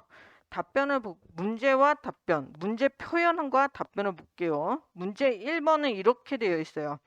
사회적 갈등의 원인이라는 측면에서 제시문 가와 나에 드러난 두 입장을 비교 요약하시오. 그런데 학생 답변 예시 A 보시면 제시문 가는 인간 본성이 악하기 때문에 법에 따라 교화되어야 한다고 주장하고 제시문 나는 사람들이 사회적인 힘에 따라 변화한다고 봅니다. 이렇게 답합니다. 이게 너무 극단적인 예를 가져오신 거 아닌가요? 라고 생각하실지 몰라도 처음 수업하면은 거의 99.9%의 학생들이 이렇게 대답을 합니다. 문제가 물어본 걸 답변을 안 해요. 문제는 이렇게 얘기를 해요. 사회적 갈등의 원인이라는 측면에서 조건을 걸었는데 그 조건 무시했죠. 요약도 결론만 얘기를 했어요. 이게 대부분의 학생들이 처음에 면접 준비를 할 때 대답하는 방식입니다. 그래서 몇 초 만에 끝나요. 10분 면접인데 몇 초 만에 문제 하나를 답변을 끝내버리는 거죠. 그래서 답변 예시 B를 보면은 제시문 가는 개인의 성품으로 인해 사회적 갈등이 발생한다고 봅니다. 가에 따르면 인간은 욕심이 많고 이기적입니다. 그렇기에 이기적인 본성을 억누르고 교화해야 할 규범을 강조합니다. 따라서 가에 의하면 사회적인 갈등은 1차적으로 인간의 이기적인 본성에 의해 나타나며 2차적으로는 이기적인 인간의 본성을 교화할 수 있는 규범의 부재나 교화가 되지 않은 문제로 인해 나타난다고 볼 수 있습니다. 반면에 이러면서 지금 요약을 하면서도 비교 요약하라고 했으니까 비교도 보여주고 사회적 갈등이라는 측면에서라고 조건이 딱 걸려 있으니까 사회적 갈등이라는 측면을 얘기를 해주는 거죠. 지금 이 훈련이 돼야 돼요. 문제를 읽고 분석하고 어떤 부분들을 결론으로 가져오고 이유를 설명을 어떻게 해야 되느냐 이거가 훈련이 돼야 됩니다. 이 훈련을 하면은요. 만약에 의대를 생각하는 학생들이 있다면은 나중에 MMI 할 때도 굉장히 크게 도움이 될 거예요. 그 의대 가는 학생들은 이제 정시에서도 MMI를 보거든요. 그러니까 미니 메디컬 인터뷰라고 해가지고 사실 한국에서만 보는 게 아니고 세계 각국에서 다 보는 인터뷰입니다. 거의 상상고 인성 독서 부분 면접과 비슷하다라고 생각하시면 됩니다. 좀 더 상황 위주이긴 한데 그래서 아무래도 그걸 연습하는 데서도 큰 도움이 될 것입니다. 그 다음에 문제 2도 보면은 지금 재심은 가와나 각각의 관점에 입각하여 다와 같은 사회 현상의 원인을 분석하고 각 관점에 따른 해결 방안을 제시하시오. 답변 예시 A의 특징은 제가 한마디로 얘기를 하자면 제시문의 표현은 그냥 반복하고 있어요. 그거는 이해하지 못했기 때문에 그냥 내가 봤을 땐 이 부분이 중요한 것 같아. 그래서 제시문의 표현 그대로 똑같이 얘기 반복을 해요. 근데 답변 예시 B 같은 경우는 그걸 풀어서 얘기할 수 있다. 라는 게 이제 특징입니다. 그래서 이제 제일 면접에서 잘못하는 게 답변은 논증적으로 충분하지 설명을 못하는 거하고 두 번째는 제시문의 말 표현 그대로 가져와서 얼버무리는 거예요. 그래서 요거 두 개를 극복을 하고 또 연습을 통해 가지고 답변될 수 있도록 하는 것이 이제 수업의 목적이고 하면은 되나요? 됩니다. 그거를 계속 연습시켜요. 그러니까 수업이 어떻게 진행이 되냐면요. 이제 문제를 가져와요. 문제를 가져오면은 이제 문제 읽어보자. 답변을 시켜봐요. 그러면은 학생이 답변을 하는데 굉장히 짧게 끝나거나 설명이 미흡하거나 하면은 제가 바로바로 피드백을 줍니다. 그럼 다른 학생한테 또 물어봐요. 피드백을 한 학생이 받았잖아요. 그 피드백이 어느 정도 보완된 답변이 나와야 돼요. 그게 제가 요구하는 거예요. 학생별로 똑같은 실수 계속 반복하면 배우는 게 없어요. 그러니까 계속 학생 답변 들어보고 피드백을 바로 줘가면서 답변을 이렇게 고쳐라 라고 얘기를 해요. 그렇게 하면 안 돼. 이게 아니라 요렇게 고쳐라. 거의 리핏해라. 지금 선생님이 한 말을 리핏해봐. 이런 식으로 이제 가르치면서 반복해서 우수한 답변을 스스로 가져올 수 있게끔 계속 훈련을 시킵니다. 그게 이제 면접 수업의 이제 목적이자 추후에는 학생들이 거기에 이르게 되는 것이죠. 그래서 지금 12페이지 보시면은 수업의 목적과 방식, 그 다음에 회차별 수업 안내를 드렸는데요. 이제 그 수리 과학 쪽에서도 하겠지만 인성 독서 쪽에서도 약 10회차 이후부터는 학생 개별 문항을 뽑아가지고 제가 뽑습니다. 가능한 학생들 서류를 보면서 이런 식의 질문이 개별 문항으로 나올 수 있다 그러면서 몇십 개를 막 뽑아요. 그래서 그것도 연습을 같이 병행해서 합니다. 그 다음에 학생들이 이제 면접에 어느 정도 익숙해져야 되기 때문에 모의 면접을 좀 많이 하고요. 그 다음에 주제적으로 나오는 어떤 주제들이 있는데 윤리 이론이 꽤 많이 나오거든요. 이제 이런 것들에 대해서 학생들이 생소하기 때문에 그런 문제를 통해서 배경 지식도 얻어가는 것들을 지금 목적으로 하고 있습니다. 그래서 이제 수업은 앞에 오전 그 앞에서 지금 수학이랑 이건 다 듣고 또 뒤에서 인성 독서까지 이제 듣는 그런 시간표가 짜져 있습니다. 여기까지가 이제 인성 독서 수업 안내고요. 이제 또 그 내신과 관련해서 수학 선생님이 나오셔서 설명을 하실 겁니다. 네, 감사합니다. 네, 또 올라왔고요. 네, 제가 다원에서 지금 상상고 입시뿐만 아니라 상상고 내신까지 담당을 하고 있기 때문에 아마 이거는 따로 자료로 나가진 않았을 거고 조금 그 수업 관련 내용은 아니니까 조금 편하게 그냥 한번 들어주시면 되는 내용이라고 생각해 주시면 됩니다. 그래서 저는 지금 다원 자사관에서는 현재 고등학교 1학년이랑 고등학교 2학년 상상고 학생들 대상으로 내신 수업을 진행을 하고 있고요. 현재도 진행을 하고 있고 다음 주부터 학생들 또 내신 기간, 기말고사 기간이 또 시작이 돼서 열심히 학습을 하고 있습니다. 그래서 우리 학생들 이제 합격하게 되면 상상고 들어가서 내신 준비도 할 거고 학교적인 생활도 할 텐데 그런 부분들에 대해서 조금 설명을 드리려고 좀 준비를 해봤습니다. 그래서 일단 뭐 커리큘럼 같은 경우는 사실 지금 23학년도 입학생들까지는 나와 있고 24학년도부터는 또 어떻게 바뀔지 아니면 학교 자체적으로 아직 뭐 정해진 내용은 없는데요. 그래서 일단 23학년도 학생들 대상으로 나와 있는 내용을 보시게 되면 이제 아무래도 제가 수학을 담당하고 있다 보니까 수학 위주로 조금 말씀을 드리면 사실 1학년 때는 크게 다른 건 없습니다. 일반 학교랑 마찬가지로 1학기 때 수학 상 학습을 하게 되고요. 2학기 때 수학 하를 배우게 됩니다. 근데 2학년 때부터 조금 이제 차이가 발생을 하는 게 2학년 1학기에 올라가면서 학생들이 수1이랑 수2를 같이 배우게 돼요. 수1이랑 수2를 같이 배우고 2학년 2학기에 넘어가면서 대체로 이과 학생들이 많기 때문에 미적분은 거의 대부분 선택을 하는 경우가 많고요. 그 이후에는 사실 일반적인 학교 일반고라고 하면은 확통을 선택하는 학생들도 많기는 한데 실제로 상상고 같은 경우는 확통보다는 기하를 선택하는 경우들이 조금 더 많습니다. 그래서 문과 학생들 일부는 확통을 선택하기도 하지만 기하를 고르는 경우들도 많다. 근데 이거는 사실 뭐 본인들이 선택해서 듣는 거기 때문에 이제 선택 과목에서는 뭐 미적분 하나 기본적으로 선택하고 뭐 화법 작문이나 언매 이 중에 하나 선택하고 그리고 뭐 기하나 확통 중에 하나, 영어 하나 이런 식으로 많이 선택을 하는 편입니다. 아무래도 내신을 챙기는 학생들 같은 경우는 사실 많이 듣는 수업을 듣는 게 유리할 수밖에 없어요. 왜냐하면 수학을 잘하는 학생들이 모였기 때문에 난 확통을 좋아해. 근데 확통을 많이 안 들어? 그럼 1등급이 좀 적게 나오는데 그럼 내가 여기서 1등급을 딸 거냐? 진짜 100점 맞아서 1등급 딸 거냐? 아니면 애들이 기하를 좀 많이 들으니까 기하 가서 조금 더 경쟁을 할 거냐? 이런 식으로 했을 때 기하를 조금 더 많이 선택하는 편인 것 같아요. 근데 이거는 사실 해마다 학생들의 경향이 조금 다르기 때문에 뭐 올해는 이렇게 되어 있고요. 올해 2학년 학생들 같은 경우는 기하를 지금 좀 많이 선택하는 추세고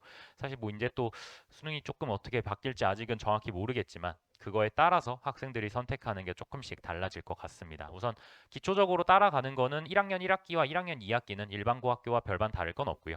이제 2학년 1학기 넘어가면서 수원 수투를 동시에 배우게 된다. 그렇기 때문에 학생들이 사실 수원 수투에 대한 부담이 커요. 2학년 올라가면서 부담이 확 커지게 됩니다. 수원 수투를 1학기 중간고사, 1학기 기말고사 이걸 두 번을 같이 봐야 되다 보니까 이 겨울방학 때 준비가 좀 많이 되어 있어야 되는 편이긴 해요. 근데 이 겨울방학 기간 동안 수원 수투를 한 번에 끝낼 수 있냐?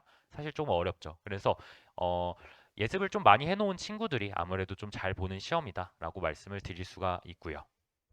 네, 그래서 이거 뭐 대체로 이렇게 진행을 하게 되고 어쨌든 미적분으로 2학기에 많이 선택을 하기 때문에 수능 같은 경우도 미적분 응시 인원이 가장 많은 편입니다. 그래서 상상고 내신 특징을 몇 가지 좀 설명을 드리자면 일반고랑은 완전히 달라요. 상상고 내신은 100% 주관식 문제로만 출제가 됩니다. 객관식이 없어요. 그러다 보니까 일단 문항수는 22문제가 출제가 되고 있고 이게 1학년 학생들은 원래 조금 달랐었는데 작년이랑 올해부터 22문제로 약간 고정이 되었고요.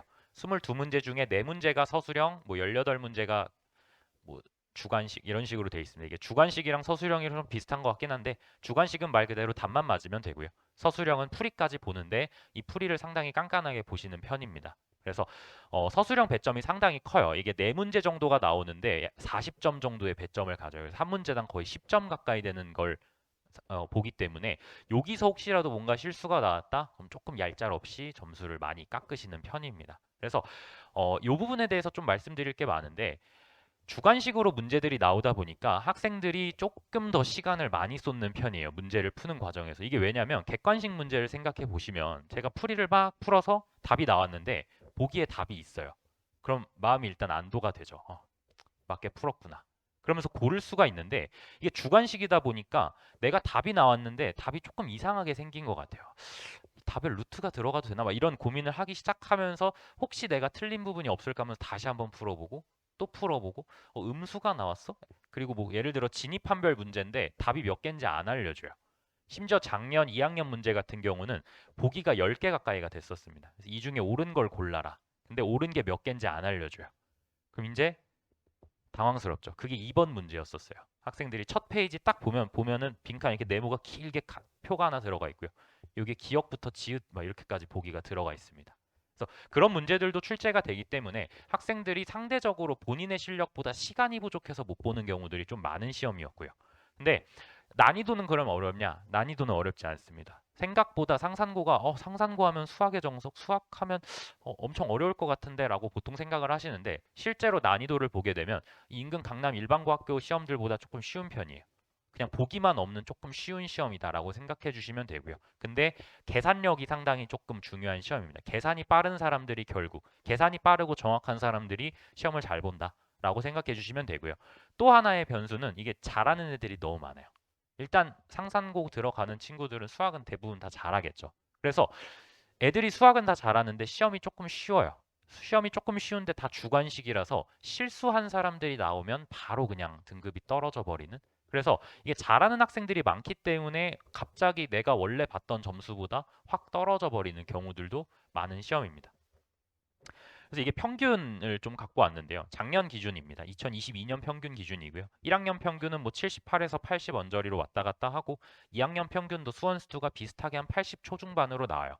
근데 아마 다른 일반고 평균에 대해서 들어보실 수도 있겠지만 일반적으로 요 강남 인근에서 평균 구하라고 하면 한 50 언저리 나옵니다. 그리고 1컷이 한 90 초중반 이 정도 나오는 편이고요. 그러면 평균이 80대라는 거는 학생들이 대체적으로 시험을 엄청 잘 본다라는 거죠. 그래서 결국에는 잘한 학생들끼리 보기 때문에 좀 실수가 없어야 된다. 그리고 미리 좀 주관식 문제들을 풀어보는 것도 괜찮은 연습 중에 하나예요. 근데 사실 주관식으로만 되어 있는 교재가 시중에 많지는 않아서 대체로 뭐 상상고 담당하시는 저와 같이 뭐 상상고 내신 담당하시는 분들은 또 주관식 문제로 자체 교재 만들어서 제작 풀이를 하고 있고요. 그리고 생각보다 이제 1학년에서 2학년 넘어가면서 1학년 때 성적을 봤죠. 이제 1학년 때 성적을 받게 되면 그때부터 약간 선택을 하는 친구들이 생깁니다. 난 정시였구나. 나의 길은 정시였구나 하면서 1학년부터 결정하는 친구들이 꽤나 많아요, 학교에. 왜냐면 특히나 상산 같은 경우는 정시가 조금 센 학교다 보니까 분위기 자체가 약간 그렇게 형성이 되어 있어요. 수시 괜찮아. 나 정시 잘 보면 되니까. 약간 이런 그 자신감들이 조금 있는 학생들이 많아서 2학년부터는 조금 내신 따기가 수월해지는 면도 없잖아 있기는 합니다. 그래서 평균이 조금 떨어지는 게 수원스투가 조금 어려워서 그렇기도 하지만 내신을 챙기는 친구들이 조금 줄어서 경쟁자들이 조금 주는 것도 있다라고 생각해 주시면 될 것 같습니다. 그래서 문제는 어떻게 나오냐? 생각보다 뭐 자체 제작이나 이런 것보다는 시중 교재 변형들이 조금 많이 나오는 편이에요. 그래서 어떤 부분에서 많이 나오냐면 내신 고쟁이나 EBS 올림포스 1학년 같은 경우는 여기서 좀 많이 나오는 편이고 2학년부터는 거의 모의고사나 뭐 수능 완성 수능 특강에서 많이 나오는 편입니다. 그래서 사실 결국 여기 학교 프린트 비중이 좀 높다라고 나와 있는데 이 학교 프린트가 거의 다 모의고사 문항들 많이 구성이 되어 있어요. 그렇기 때문에 학교에서도 우리 아이들 내신 대비시키면서 이거 동시에 정시까지 챙길 수 있게끔 만들어 줘야지 라는 분위기가 있기 때문에 결국 학교 프린트 공부하고 내신 공부하는 게 수학 관점에서는 정시 공부까지 대비가 된다. 그래서 학생들이 결국에는 나 정시로 갈 거야 라고 하더라도 수학 공부는 할 수밖에 없는 이제 그런 환경으로 생각을 해주시면 되고요. 학교 프린트 비중이 조금씩 높아지고 있습니다. 뒤에서 제가 기출문제 몇 개를 좀 보여드리긴 할 건데 학교 프린트랑 똑같은 문제들도 출제가 되는 편이에요. 물론 너무 쉬운 문제들은 아니고 학교 프린트에서 좀 난이도 있는 문제들이 거의 뭐 비슷하게 나오는 그런 모습들을 볼 수가 있습니다. 그래서 뭐 이건 예시를 가지고 온 건데요. 뭐 20년도, 22학년도 1학년 중간고사 문제들이고요. 이게 뭐 센에 나와 있는 문제랑 거의 똑같습니다. 이건 근데 워낙 유명한 고등과정 내용이기 때문에 사실 어느 교재에나 실려 있는 파트이기는 해요. 그래서 상산고 시험이라고 해서 뭔가 특별한 문제가 나오거나 그런 게 전혀 아니다. 그냥 센에서 볼 수 있는 문제들도 내신에서 나온다라고 생각해 주시면 될 것 같고요. 이 문제 같은 경우는 이제 그 파사주 1등급 수학 문제라고 해서 파사주 1등급이라고 하는 교재가 또 나름 고난도 문제들이 많이 들어가 있는 교재입니다. 그래서 보시면 뭐 2021년 1학년 중간고사, 2022년 중간고사 문제를 보시면 거의 생긴 게 비슷하죠. A, B, C 3개 더해 놓은 거, 제곱한 거 더해 놓은 거, 세제곱한 거 더해 놓은 거. 근데 똑같은 문제가 뭐 교과서에 문제집에도 실려 있더라. 그래서 학생들이 결국엔 문제집 많이 풀어보고 수학 문제 자체를 많이 학습한 친구들이 잘 볼 수 있는 시험이라고 생각해 주시면 될 것 같습니다. 이건 2학년 문제인데요. 앞서 말씀드렸던 것처럼 학교 프린트 비중이 올라간다라는 게 이런 느낌이에요. 학교 프린트가 왼쪽에 있는 게 이게 올해 이제 1학기 중간고사 내용인데요. 2학년 학교 프린트 문제와 2학년 중간고사 문제가 그냥 똑같습니다. 숫자만 좀 달라졌죠. 마지막 줄에 OAB의 넓이가 50 이하였는데요. 이번엔 OAB의 넓이가 25 이하가 됐어요. 그러니까 이런 식으로 학교 프린트 문제를 풀어봤을 때 시험 문제에서도 똑같이 낼 거니까 너희 수업 잘 들어라. 내가 이거 이제 학교 선생님께서 수업 시간에 이제 풀이를 해주시면 우리 수업 시간에 집중을 해야 된다. 약간 이런 느낌이 되는 거죠. 결국에는 이 문제도 똑같습니다. 프린트 문제고 중간고사 문제인데요. 뭐 여기 보시면 en-1fx 뭐 이런 것들 다 똑같이 들어가 있고요. 결국에는 밑에 맨 밑줄에 서로 다른 실근의 개수가 51개랑 서로 다른 실근의 개수가 101개다. 그냥 이런 식으로만 차이가 존재해요. 그래서 거의 다 이제 뭐 거의 다는 아니고요. 나머지 뭐 대부분의 문제들은 모의고사 문제들 이런 것들이 많이 출제가 되고 실제로 학교에서도 시험 직전에 학생들에게 작년 뭐 6월 평가원 모의고사나 이런 것들을 한번 풀려보게 해요. 그냥 애들한테 프린트 해줘서 풀어보자 하면서 풀어보고 거기서 문제 내오고 이런 경우들도 많이 있습니다. 그래서 직전 보강 가게 되면 학생들이 실제로 선생님 이번에는 어떤 모의고사 풀었어요. 이제 이런 식으로 이야기를 하다 보니까 결국에는 모의고사 공부가 곧 내신 공부랑 직결된다라고 생각을 해주시면 될 것 같습니다.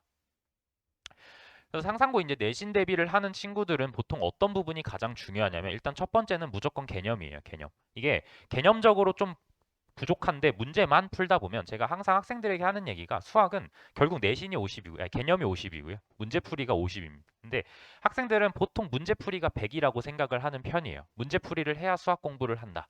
라고 생각을 하지만 이 결국에는 개념적으로 완벽하게 이해가 되어 있어야 이 진입한별 문제 같은 경우는 개념적으로 안 잡혀 있으면 풀 수가 없는 유형이거든요. 그래서 학생들 특히나 잘하는 학생일수록 개념을 조금 등한시하는 경우들이 있는데 한 번쯤은 더 이제 만약에 학교에 가기 직전에 개념 같은 경우는 한번 확실히 잡아놓는 게 훨씬 유리할 겁니다. 그래서 뭐 예를 들어 겨울방학이나 아니면 각 학기가 시작되기 전에 개념 한번 확실하게 잡아놓고 학기 들어가서 문제를 조금 많이 풀어보는 게 실제로 내신 대비해서는 가장 유리한 방향이다라고 생각해 주시면 될 것 같고요.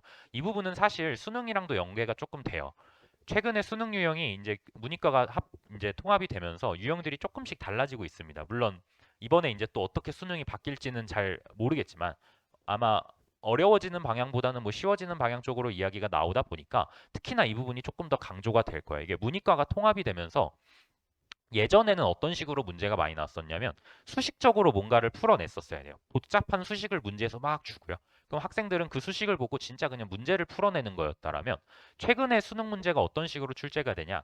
글로써 뭔가 막 풀이를 해놨습니다. 그러니까 글로써 이 문제에 대한 조건들을 막 주고 있어요. 그럼 학생들이 길게 주어져 있는 그 글을 보고 아 이거 이 얘기구나, 이거 이 얘기구나. 즉 글로 되어 있는 어떤 문제에서 힌트들을 좀 뽑아내야 됩니다. 그래서 그걸 뽑아내기 위해선 결국엔 그 문제에서 하고 있는 얘기를 학생이 정확하게 이해를 해야 되는 거죠.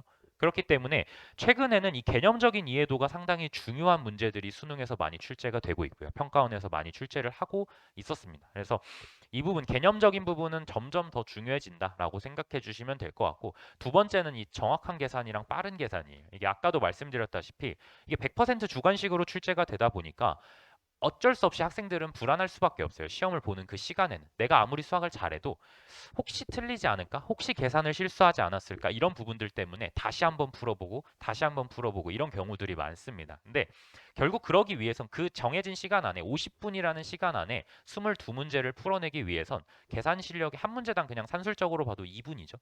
마킹 시간 이런 거 다 제외하면 그러면 진짜 계산력이 빨라야 되고요. 실제로 학교에 가보면 계산 빠른 친구들이 정말 많습니다. 그냥 암산으로 거의 다 이렇게 하는 친구들도 많아요. 그렇기 때문에 우리 아이가 조금 계산이 느린 것 같다, 내가 좀 풀이가 느린 것 같다라고 하면 정확하게 푸는 것도 물론 중요하지만 이 계산 속도를 올리는 연습도 조금 해주기는 해야 됩니다. 그러기 위해선 어려운 문제 많이 푸는 것도 물론 좋은데요. 조금만 중간 난이도, 조금 쉽다고 생각되는 문제들을 많이 풀어보는 게 계산력엔 조금 도움이 되는 편이에요. 그래서 저 같은 경우도 뭐 학생들이 조금 문제 속도가 느리다, 풀이 속도가 느리다라고 하면 그냥 진짜 단순 개념 적용해서 풀 수 있는 문제들 그런 것들 좀 많이 풀리면서 속도를 좀 올려야 된다라고 이야기를 하는 편이고요. 모의고사는 그냥 다다익선이라고 생각해 주시면 됩니다. 모의고사는 많이 풀어보면 많이 풀어볼수록 결국 내가 시험장에서 이 문제 풀어봤던 문제인데 라고 말할 가능성이 높아지는 거죠. 그래서 뭐 아직은 조금 시간이 남은 이야기이긴 하지만 내신 대비를 하는 상황에서는 이런 부분들이 중요하더라. 모의고사 문제들 많이 풀어볼수록 결국에는 정시가 중요하기 때문에 정시도 어쨌든 학생부 종합이나 이런 부분으로 한다 하더라도 수능에서 최저를 맞춰야 되기 때문에 우리 학생들도 의대를 지망하는 학생들이 많다 보니까 의대는 최저 기준도 상당히 높은 편이잖아요. 3합4, 4합5 막 이런 식으로 나오기 때문에 결국엔 수능도 잘 받아야 돼서 이런 부분들은 결국 계속해서 대비를 해줘야 된다라는 게 제가 내신 대비를 하는 친구들에게 많이 해주는 이야기입니다. 지금까지 이제 내신 얘기를 조금 드렸었고요. 사실 내신이 아무래도 조금 시간이 남은 이야기다 보니까 그냥 간략하게만 말씀을 드렸고 지금부터는 이제 그냥 제가 저는 이제 상상고를 졸업을 했기 때문에 제가 느꼈을 때 이 상상고가 어떤 장점을 갖는지 그리고 어떻게 학생들이 좀 마음을 가져야 되는지 이야기를 좀 간단히 드리고 마무리를 하려고 합니다. 그래서 일단 제가 생각했을 때 가장 큰 상상고의 장점은 물론 이건 전국자 사고나 어떤 과거 영재고 다 비슷한 느낌일 텐데요. 이 학업 분위기를 따라갈 수가 없어요. 저 같은 경우는 이제 다원에 오기 전에 고3이랑 재수생 학생들을 좀 많이 수업을 했었었는데 그런 학생들을 보게 되면 가장 안타까웠던 게 보통 고3 때 정신을 많이 차려요. 아, 고3 때 이제 나 공부 좀 해야겠다. 고등학생들 대상으로 했을 때. 그래서 항상 이제 이거를 조금만 더 일찍 알았으면 더 좋았을 텐데라는 이야기를 학생들이 해요. 물론 19살, 20살 어린 친구들이긴 하지만 그래도 이제 입시를 하는 입장에서 보면 1년 1년이 너무 아까워서 이걸 내가 18살 때 알았더라면 17살 때 조금 더 해야 되는 걸 알았더라면 하는 걸 상당히 안타까워해요. 본인도 그렇고 저도 그렇고. 이게 왜 그러냐면 19살은 어쨌든 대한민국에서 이제 공부 쪽을 하겠다라고 하는 친구들이라면 누구나 공부를 해야 되는 1년이잖아요. 그럼 19살은 그냥 모든 학생이 공부를 한다라고 생각을 했을 때 20살 때 공부를 한다라는 건 또 약간 좀 마음적으로 힘들거든요. 왜냐면 내 친구는 19살 때 내 친구들은 고3 때 열심히 해서 대학교를 갔는데 나는 공부를 하고 있네. 약간 이런 그 마인드적으로도 좀 힘들어해요. 그래서 정신은 조금 일찍 차릴수록 좋다라고 저는 생각을 하는데 이 학업 분위기가 사실 너무 잘 잡혀 있어요. 제가 이제 학교에 처음 들어갔을 때 좀 오래된 좀 그래도 몇 년 된 이야기긴 하지만 10년 전 이야기이긴 하지만 제가 학교에 처음 들어갔을 때 저희 반이 특히나 그런 학업 분위기가 좀 센 반이었었어요. 저희 반 같은 경우가. 근데 저희 반이 어느 정도였냐면 제가 이제 야자 시간에 공부를 하다가 재채기가 나와서 재채기를 한번 이렇게 했어요. 좀 이렇게 그래도 조심히 이렇게 딱 했는데 재채기를 하고 고개를 딱 들으니까 모든 학생이 저를 쳐다보고 있더라고요. 왜냐면 워낙 조용하고 애들이 다 집중하고 있는데 분위기를 깼다 이거죠. 그래서 솔직히 말해서 처음 이제 학교에 갔을 때는 너무하다 이 학교. 이거는 내가 생각하는 그런 고등학교의 분위기가 아니다라고 처음에 생각을 했었는데 이게 시간이 지나면서 점점 이게 진짜 이게 엄청 장점이구나. 그리고 지금 제가 일반고 학생들을 가르치거나 지금은 아니지만 뭐 이전에 재수생 고3 애들을 가르쳤을 때 진짜 학교 분위기가 중요하다. 주변에 공부하는 사람들이 많아야 애들이 공부할 수밖에 없게끔 따라오게 돼 있어요. 애들은 분위기에 정말 잘 휩쓸리는데 내가 공부를 조금 하고 있는데 주변에 다 놀고 있으면요. 그러면 난 왜 공부하고 있지? 왜 나만 힘들게 이러고 있지? 약간 이런 생각이 팽배해져요. 그리고 나서 드는 생각이 이 정도 하면 나 좀 하는 것 같은데? 나 좀 열심히 하는 것 같은데? 라는 생각에 빠져버립니다. 우물안 개구리라고 보통 얘기를 많이 하는데 본인이 좋은 학교, 좋은 의대를 가고 싶으면 결국에는 그런 데 갈 애들이랑 경쟁을 해야 돼요. 그런 애들이랑 경쟁을 해야 되는데 이게 분위기 자체가 조금 안 잡혀 있는 부분, 안 잡혀 있는 환경에 들어가다 보면 상대적으로 내가 많이 한 것처럼 느껴지고 상대적으로 내가 잘하는 것처럼 느껴지다 보니까 경쟁 상대를 내 주변에 있는 사람들이라고 생각을 해요. 그러면 내 주변에 있는 애들보단 내가 열심히 하니까 나는 갈 수 있겠네? 이런 생각을 하는데 실제로는 진짜 열심히 하는 애들이 몰려 있는 걔네랑 경쟁을 해야 되는 거죠. 그러니까 물론 친구들을 경쟁 상대로만 보라는 건 아니지만 그런 환경에 들어가 있을 때 자연스럽게 이런 애들이 의대를 가는 거군. 난 진짜 의대를 갈 애들이랑 경쟁을 하는구나. 그런 분위기를 느낄 수 있는 게 상상고의 상당히 큰 장점입니다. 물론 빡세기는 하지만요. 그리고 두 번째는 입시 성적인데요. 앞서 그 맨 처음에 이춘우 선생님께도 말씀해 주셨던 것처럼 보통 이제 상상고 하면 의대를 워낙 많이 가다 보니까 뭐 복합 이제 복수 합격 다 해가지고 한 2, 300명, 200명 정도 간다라고 했을 때 이게 상당히 큰 학생들에게 자극이 됩니다. 이게 왜냐하면 기숙학교다 보니까 보통 이제 뭐 학년별로 층은 다 나뉘어 있어요. 기숙학교 기숙사들이. 근데 그냥 항상 생활을 하다 보면 마주치는 형들이거든요. 형 누나들이거든요. 아니면 아는 그냥 또 선배 이렇게 돼 있는데 또 이제 곧 요새 학교에서 입시 설명회를 많이 하고 있는데 학교 한번 가보시면 아시겠지만 운동장이 엄청 잘 돼 있어요. 그래서 학생들이 축구에 미쳐 있습니다. 이 상상고 학생들이 공부만 할 것 같은데 축구를 또 엄청 좋아해요. 또 거기 뭐 엘리펀트라 그래서 축구 동아리도 엄청 크게 돼 있고 막 대회도 나가고 하는데 그래서 그냥 점심시간에 같이 축구하던 형들 주말에 같이 축구하던 형들이 저 형 어디 갔대 그러면 저 형 의대 갔대 저 형 영대 갔대 저 형 서울대 갔대 이런 식으로 돼버리는 거죠. 그럼 이제 약간 어떤 분위기가 생기냐 실제로 이거는 제가 학생 때도 느꼈던 건데 야 그 사람이 의대 갔다고 그 사람이 서울대 갔다고 나도 가겠는데 약간 이게 돼요. 그러니까 자신감이 좀 더 생기는 거죠. 야 저 사람도 갔으면 나도 갈 수 있겠는데 이게 되는 거예요. 근데 이게 일반고에서는 한 명, 두 명 의대 가면은 야 저런 사람이 가는 건데 내가 어떻게 가? 이게 조금 생겨버려요. 그래서 입시 성적이 좋다는 건 물론 입시 성적이 좋다 그래서 내가 무조건 잘 가는 건 아니죠. 당연히 내가 열심히 해야 되는 거긴 한데 자신감은 가져요. 나 이렇게 하면 갈 수 있겠구나.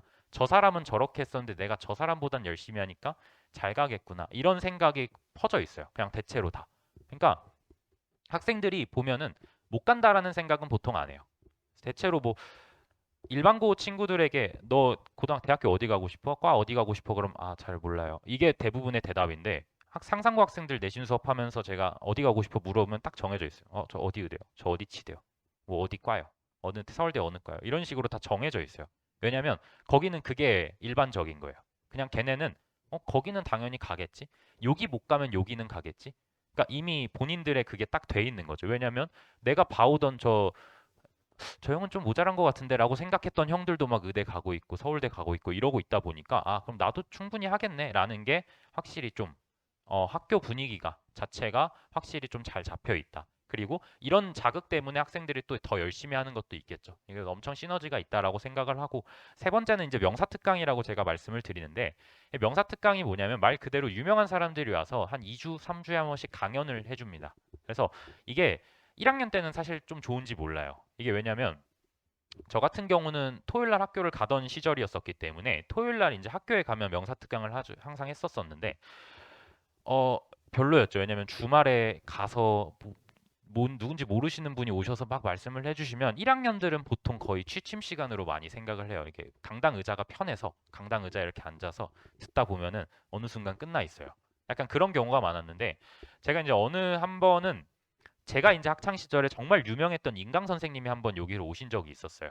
수학 선생님 중에 엄청 유명하셨던 분이 지금은 뭐 그렇게 있진 않으시지만 엄청 유명하셨던 분이 한번 명사특강을 오셨는데 그래서 그날 이제 학교가 엄청 난리가 났습니다. 모든 학생들이 그 명사특강 다 한번 들어보게. 왜냐하면 대체로 모든 학생들이 그 선생님 강의를 듣고 있었어서 그래서 실제로 가서 들어보니까 너무 도움되는 이야기를 많이 해주는 거예요. 그래서 제가 그때부터 명사특강을 집중해서 들어보기 시작했는데 이게 일반적으로 들을 수 없는 이야기들을 진짜 많이 해줍니다. 그리고 상상고 졸업생들도 정말 많이 와요. 상상고 졸업생들이라고 하면 대체로 유명한 의사 선생님들이 많이 오십니다. 의대가 워낙 많이 갔기 때문에. 그러면 그 선생님들이 본인이 어떻게 고등학생 때 살았고 난 어떻게 공부했었고 그랬더니 물론 이렇게 힘들었지만 지금 어떤 삶을 살고 있다. 이런 얘기들을 해줘요.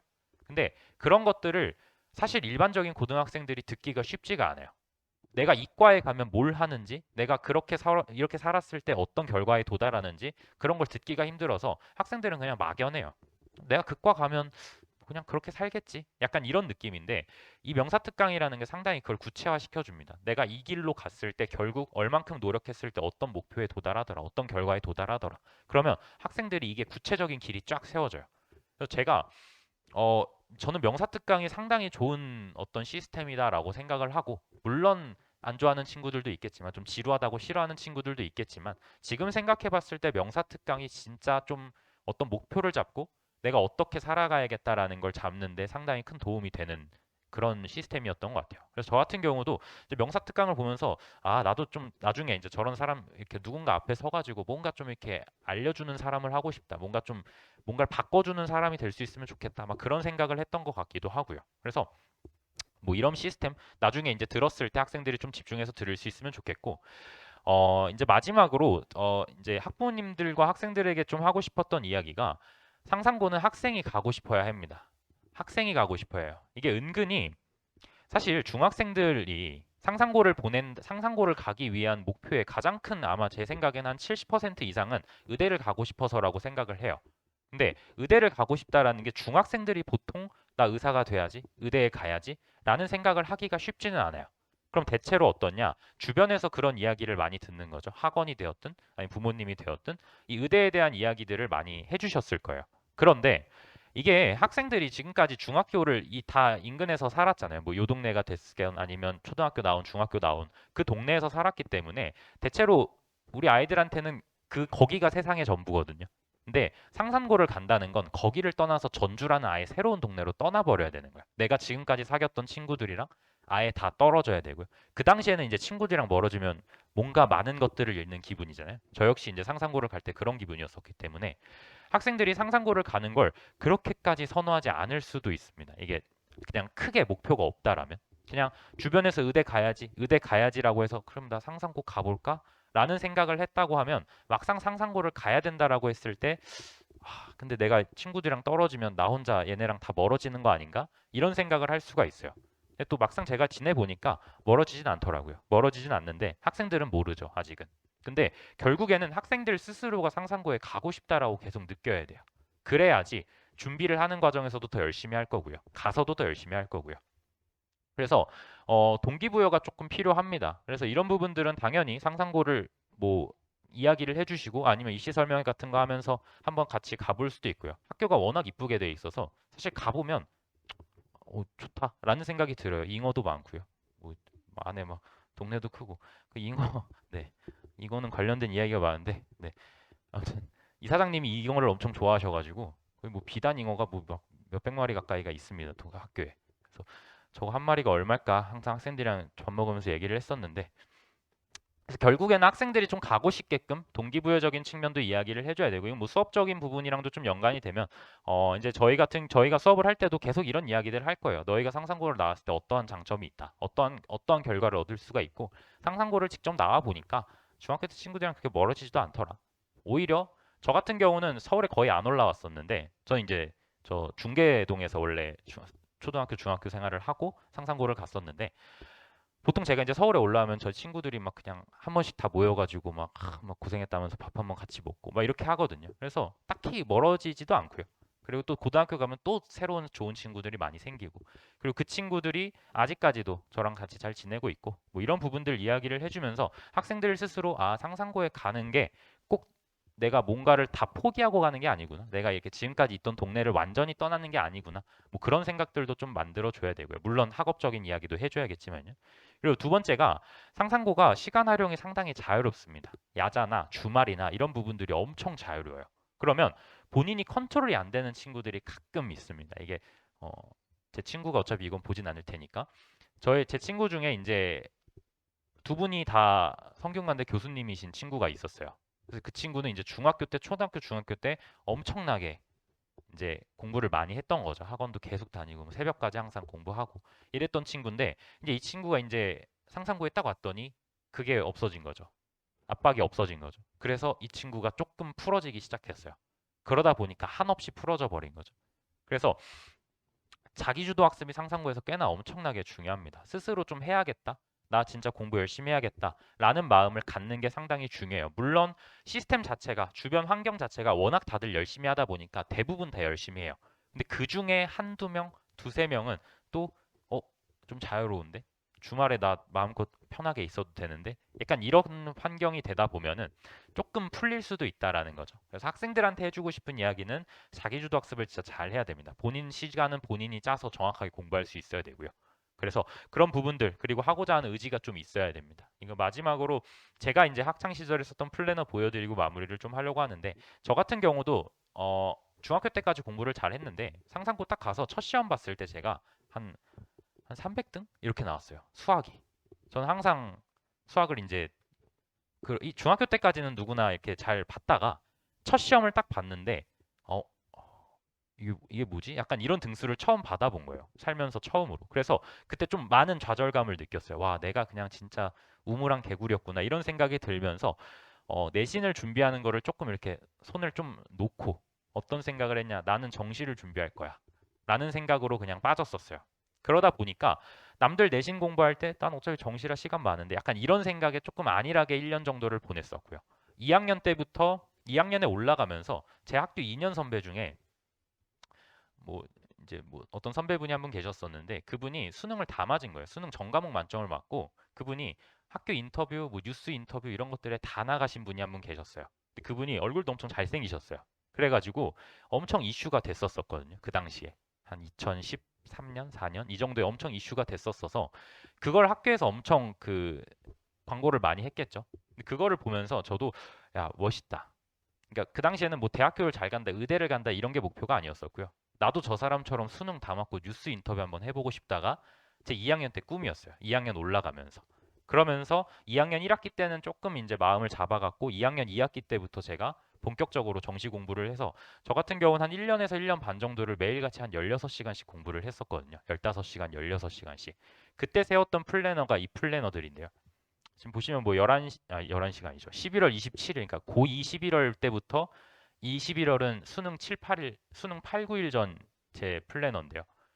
저 때 보시면 자기주도 학습이 얼마나 중요하냐면 제가 모든 시간을 제 스스로 다 컨트롤할 수 있어야 돼요. 그래서 상상 같은 경우는 2학년 말부터는 자습을 정말 많이 줍니다. 정시가 워낙 메인인 학교다 보니까. 그래서 제가 하루에 한 15시간, 16시간 정도를 공부할 수가 있었어요. 그래서 첫 번째 뭐 아마 잘 보이시지 않으실 수도 있지만 계획은 15시간으로 세웠는데 14시간 공부를 했어요. 그리고 밑에 제가 뭐라고 적어놨냐면 야자 때 눈이 와서 집중력이 흐트러졌대요. 그래서 반성한다 뭐 이렇게 써 있어요. 반성한다. 근데 밑에 귀엽게도 그치만 내년 내 시험지에도 저렇게 눈이 내리면 좋겠다 뭐 이런 거 쓰여져 있어요. 그러니까 그 당시 엄청 이제 시험에만 빠져 있었던 거죠. 근데 15시간 공부를 하겠다 해놓고 14시간을 했을 때 좀 집중력이 안 좋았다, 반성한다 이런 거를 스스로 할 수 있어야 되는 거죠. 11월 28일 다음 날인데 다음 날에 이제 보면은 쉬는 시간에도 안 쉬고 잘한 듯 오늘 같이만 1년을 보내자 막 이렇게 써 있어요. 그러니까 전날 반성하고 그 다음 날 좀 잘한 거죠. 그리고 뭐 고3 때 7월, 고3 이제 7월 여름방학 이제 장마 시즌 되고 했었나 봐요. 그래서 뭐 장마 끝나고 해가 뜨니까 뭐 잘 될 거다 뭐 이런 식으로 혼자 밑에 써놓고요. 그러니까 공부하면 힘들잖아요. 주변에 다들 열심히 하긴 하지만 입시라는 게 정말 힘든 시스템이기 때문에 학생들이 또 중학교 때 느꼈던 압박감이랑은 또 다를 거예요. 학생들이 이제 고등학교 때 올라가서 느끼는 압박감은. 그래서 그런 것들을 이제 뭐 부모님께서도 잘 격려해 주시고 주변 친구들도 잘 격려해 주겠지만 학생들 스스로가 잘 버텨낼 수 있어야 됩니다. 그래서 뭐 이렇게 잘 유지가 돼서 뭐 11월 4일, 11월 5일 저 때도 한 16시간씩 공부를 이렇게 해서 잘 쭉 유지해 왔다. 근데 제가 올해 초에 이제 상상고에서 서울대 의대랑 가천대 의대를 합격한 학생이랑 합격자 간담회를 한번 한 적이 있었는데 그 친구들한테 한번 물어봤어요. 공부 혹시 어느 정도 했냐라고 했더니 16시간씩 했다고 하더라고요. 15시간, 16시간씩. 그래서 비슷하구나. 지금도 학교 분위기가. 라는 걸 확실히 느낄 수가 있어요. 그러니까 이런 학교 분위기를 느낄 수 있는 곳들이 많지가 않거든요. 그래서 여기를 만약에 가게 됐을 때 학생들이 마음만 제대로 먹고 나 좀 열심히 해봐야겠다라는 생각만 딱 있으면 사실 공부하기에는 더없이 좋은 환경입니다. 그래서 학생들이 열심히 좀 준비해서 좋은 환경에서 공부를 해서 본인이 이제 지금 꿈꾸고 있는 것들, 원하는 것들 잘 이제 얻어갈 수 있으면 사실 뭐 학부모님들 좋고 학생들도 좋은 거기 때문에 사실 제일 좋은 건 학생들이죠. 본인들 스스로가 그렇게 본인의 고생을 통해서 얻어내는 거니까. 근데 아직은 그 힘듦을 그 나중을 얻어내는 것들을 잘 모르긴 하지만 또 이제 본인이 노력하면서 조금씩 더 성장해 나가면서 그런 것들을 얻어갈 수 있기 때문에 학생들이 잘 준비해서 꼭 좋은 결과 있어서 학교 후배들로 만날 수 있으면 좋을 것 같습니다. 네, 그래서 지금까지 상상고 내신 관련 그리고 생활 관련해서 또 말씀을 드렸고요. 그래서 오늘 준비된 설명은 여기까지가 모두 마무리가 되었고요.